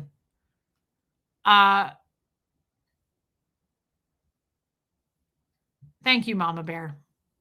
You feel bad is a you problem. Learn to accept it, because if we want to do it, we will. You're right. That's something Alana always says in the Zoom call. Oh my God, she's here. That's crazy. I literally said Alana and I looked down and there was her name. That's something Alana always said in the Zoom calls. And so did Pam, Yorkie mom. Like, I give because I want to. I tip people because I want to. I give to charity because I want to. Like, it has nothing to do with you. I give my money where I want to give it. I understand and I agree. So do I. Right. But I'm a smooth criminal. It's never ever something for nothing, Reese. These streams bring something to everyone. Thank you. Thank you. I appreciate that, guys. Alana, that's so weird. I literally said Alana and I looked out and there was your name. That is like crazy. Thank you, Wee. The extent of any hater calling out another YouTuber super chats is equal to the amount of their jealousy and envy. Bingo. Hey, Aloha Sue. That is so true. That is so true. It's not something for nothing. Hey, Wine. We are here for a reason. We've been here from the beginning, middle, and the present, and we will be here when you can tell us what's going on. I love you, Wine. You have been here with me forever. Thank you. Maybe try and work on some self-worth goals. That's a great idea. You do tip at restaurants. You do. Guys, before I go, hit subscribe. Let's talk about that tomorrow. I know Alana, I think, posted about it in our Facebook group. I want to talk a little bit about our self-worth goals, our goals. We talked about that like a week ago. And me too, Marissa Martin. I love tipping people more, way more than they deserve. It's what they work for, right? If they're good at their jobs, they should get a tip. I love that, Mama Bear. But I want to talk about that tomorrow a little bit, just like what we're doing about our goals, whether it be physical, mental, anything, you know, whatever journey we're doing, whether that be journaling, meditating, fucking yoga, I don't care. But we haven't really discussed it. And I want to talk about that. It was decultified. Practice every day in the mirror that I'm worthy to see God love and I'm worthy for love for myself. I'm from others. Yes, I love God. I love that pure love essence. And I do love God. It is true though, Reese. It's normal for people to pay to be entertained and to laugh and to learn about themselves. This channel is no different. You do all those things for me and I can choose. Yeah, I know. I know that.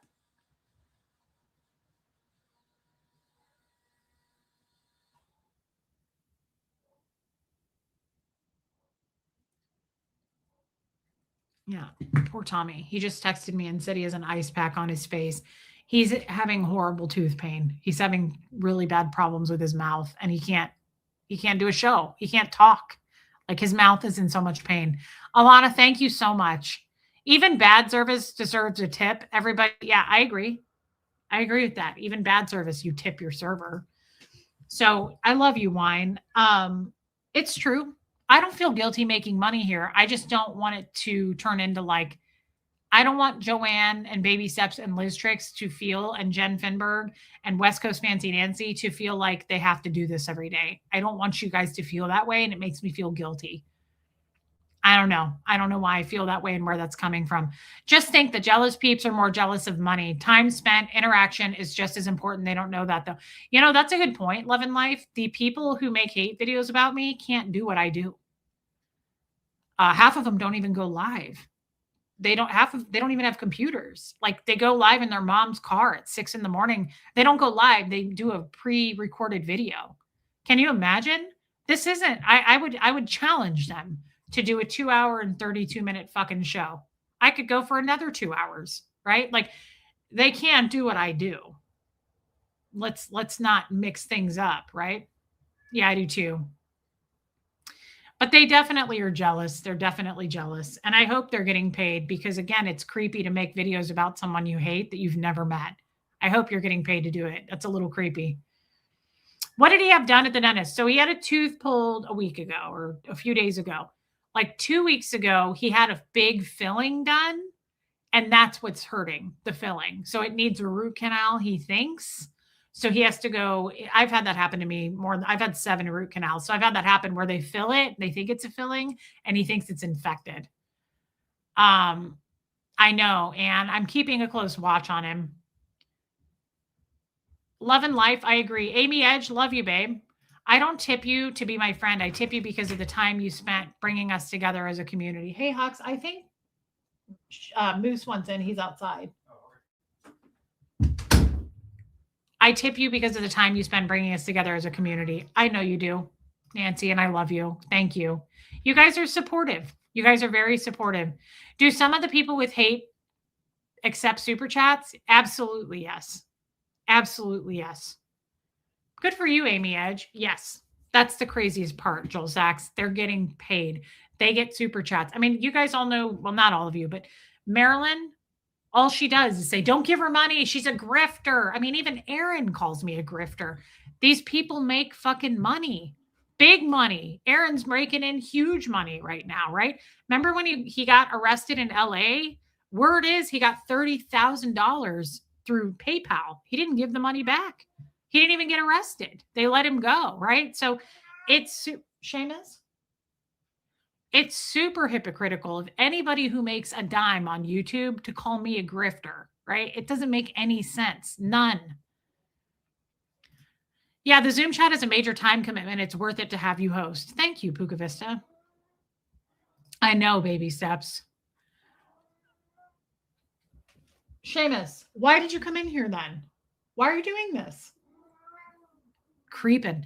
Guys, we've been on for a long time. Thank you tonight.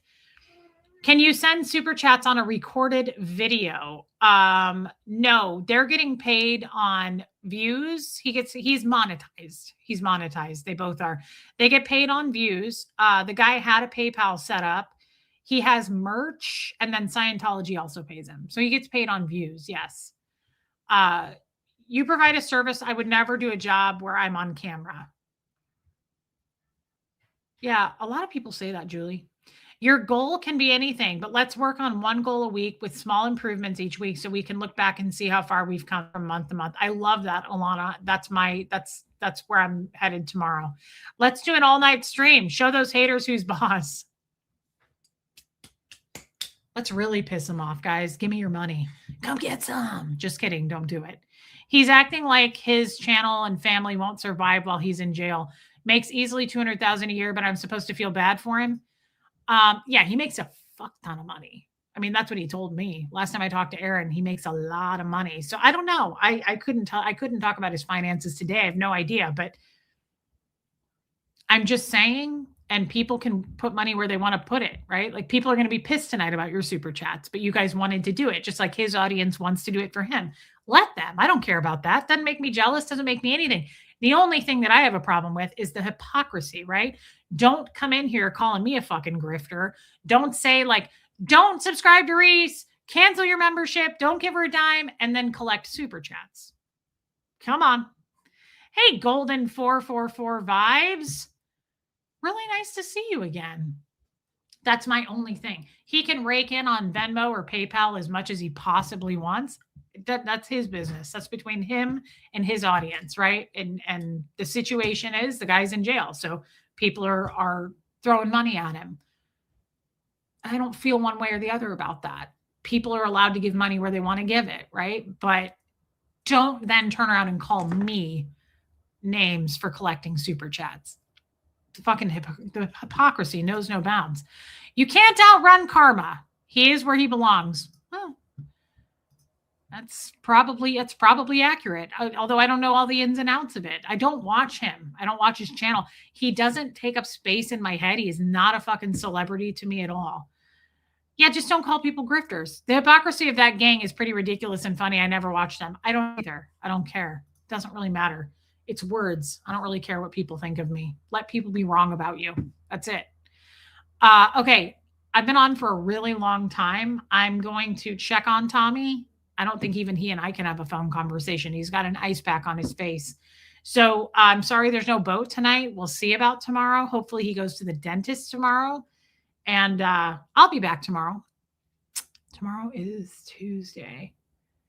I should be back in the afternoon. I don't think I'll be able to pull off an earlier one tomorrow, but I might. We'll see. But it'll be between probably 4 and 6 again.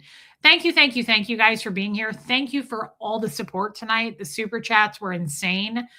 Neptune's he's another ex-Scientologist. That's all. That's who he is. He's an ex-Scientologist. Thank you, Joel Sachs. I will. Thank you. I feel bad about this. Yeah, you can, Sophia. Sorry about that. I feel bad, but thank you for loving me tonight, for supporting me financially. That was very kind. You guys always support me, but you really brought it with the super chats, and I'm a little bit embarrassed about it. Thank you. Thank you. I'm not going to reject it. I'm just going to say thank you. Thank you to the people who asked for my Venmo. I don't know if you're doing anything there, but just, I mean it. I appreciate the help. It's very kind of you. Yeah. Thank you, Golden 444 vibes. Yeah. Thank you. And I'll be back tomorrow, guys. I will, Julie. And thank you for being members. Thank you for gifting memberships. Thank you, most importantly, for your time. As always, thank you for your time. That's what matters to me. You sat here for 2.5 hours with me, and there was like 250 people in here. Thank you. Thank you for your time. I appreciate that the most. Hit the like button, hit subscribe, hype the video, do all those things. And I will see you guys tomorrow. Thank you, mods, always for what you do in protecting us and keeping us safe. I know my customers. Thank you, guys. Love you, Mrs. Carson. I love you all, and I will see you guys tomorrow. I mean it. Thank you tonight. Thank you. Thank you.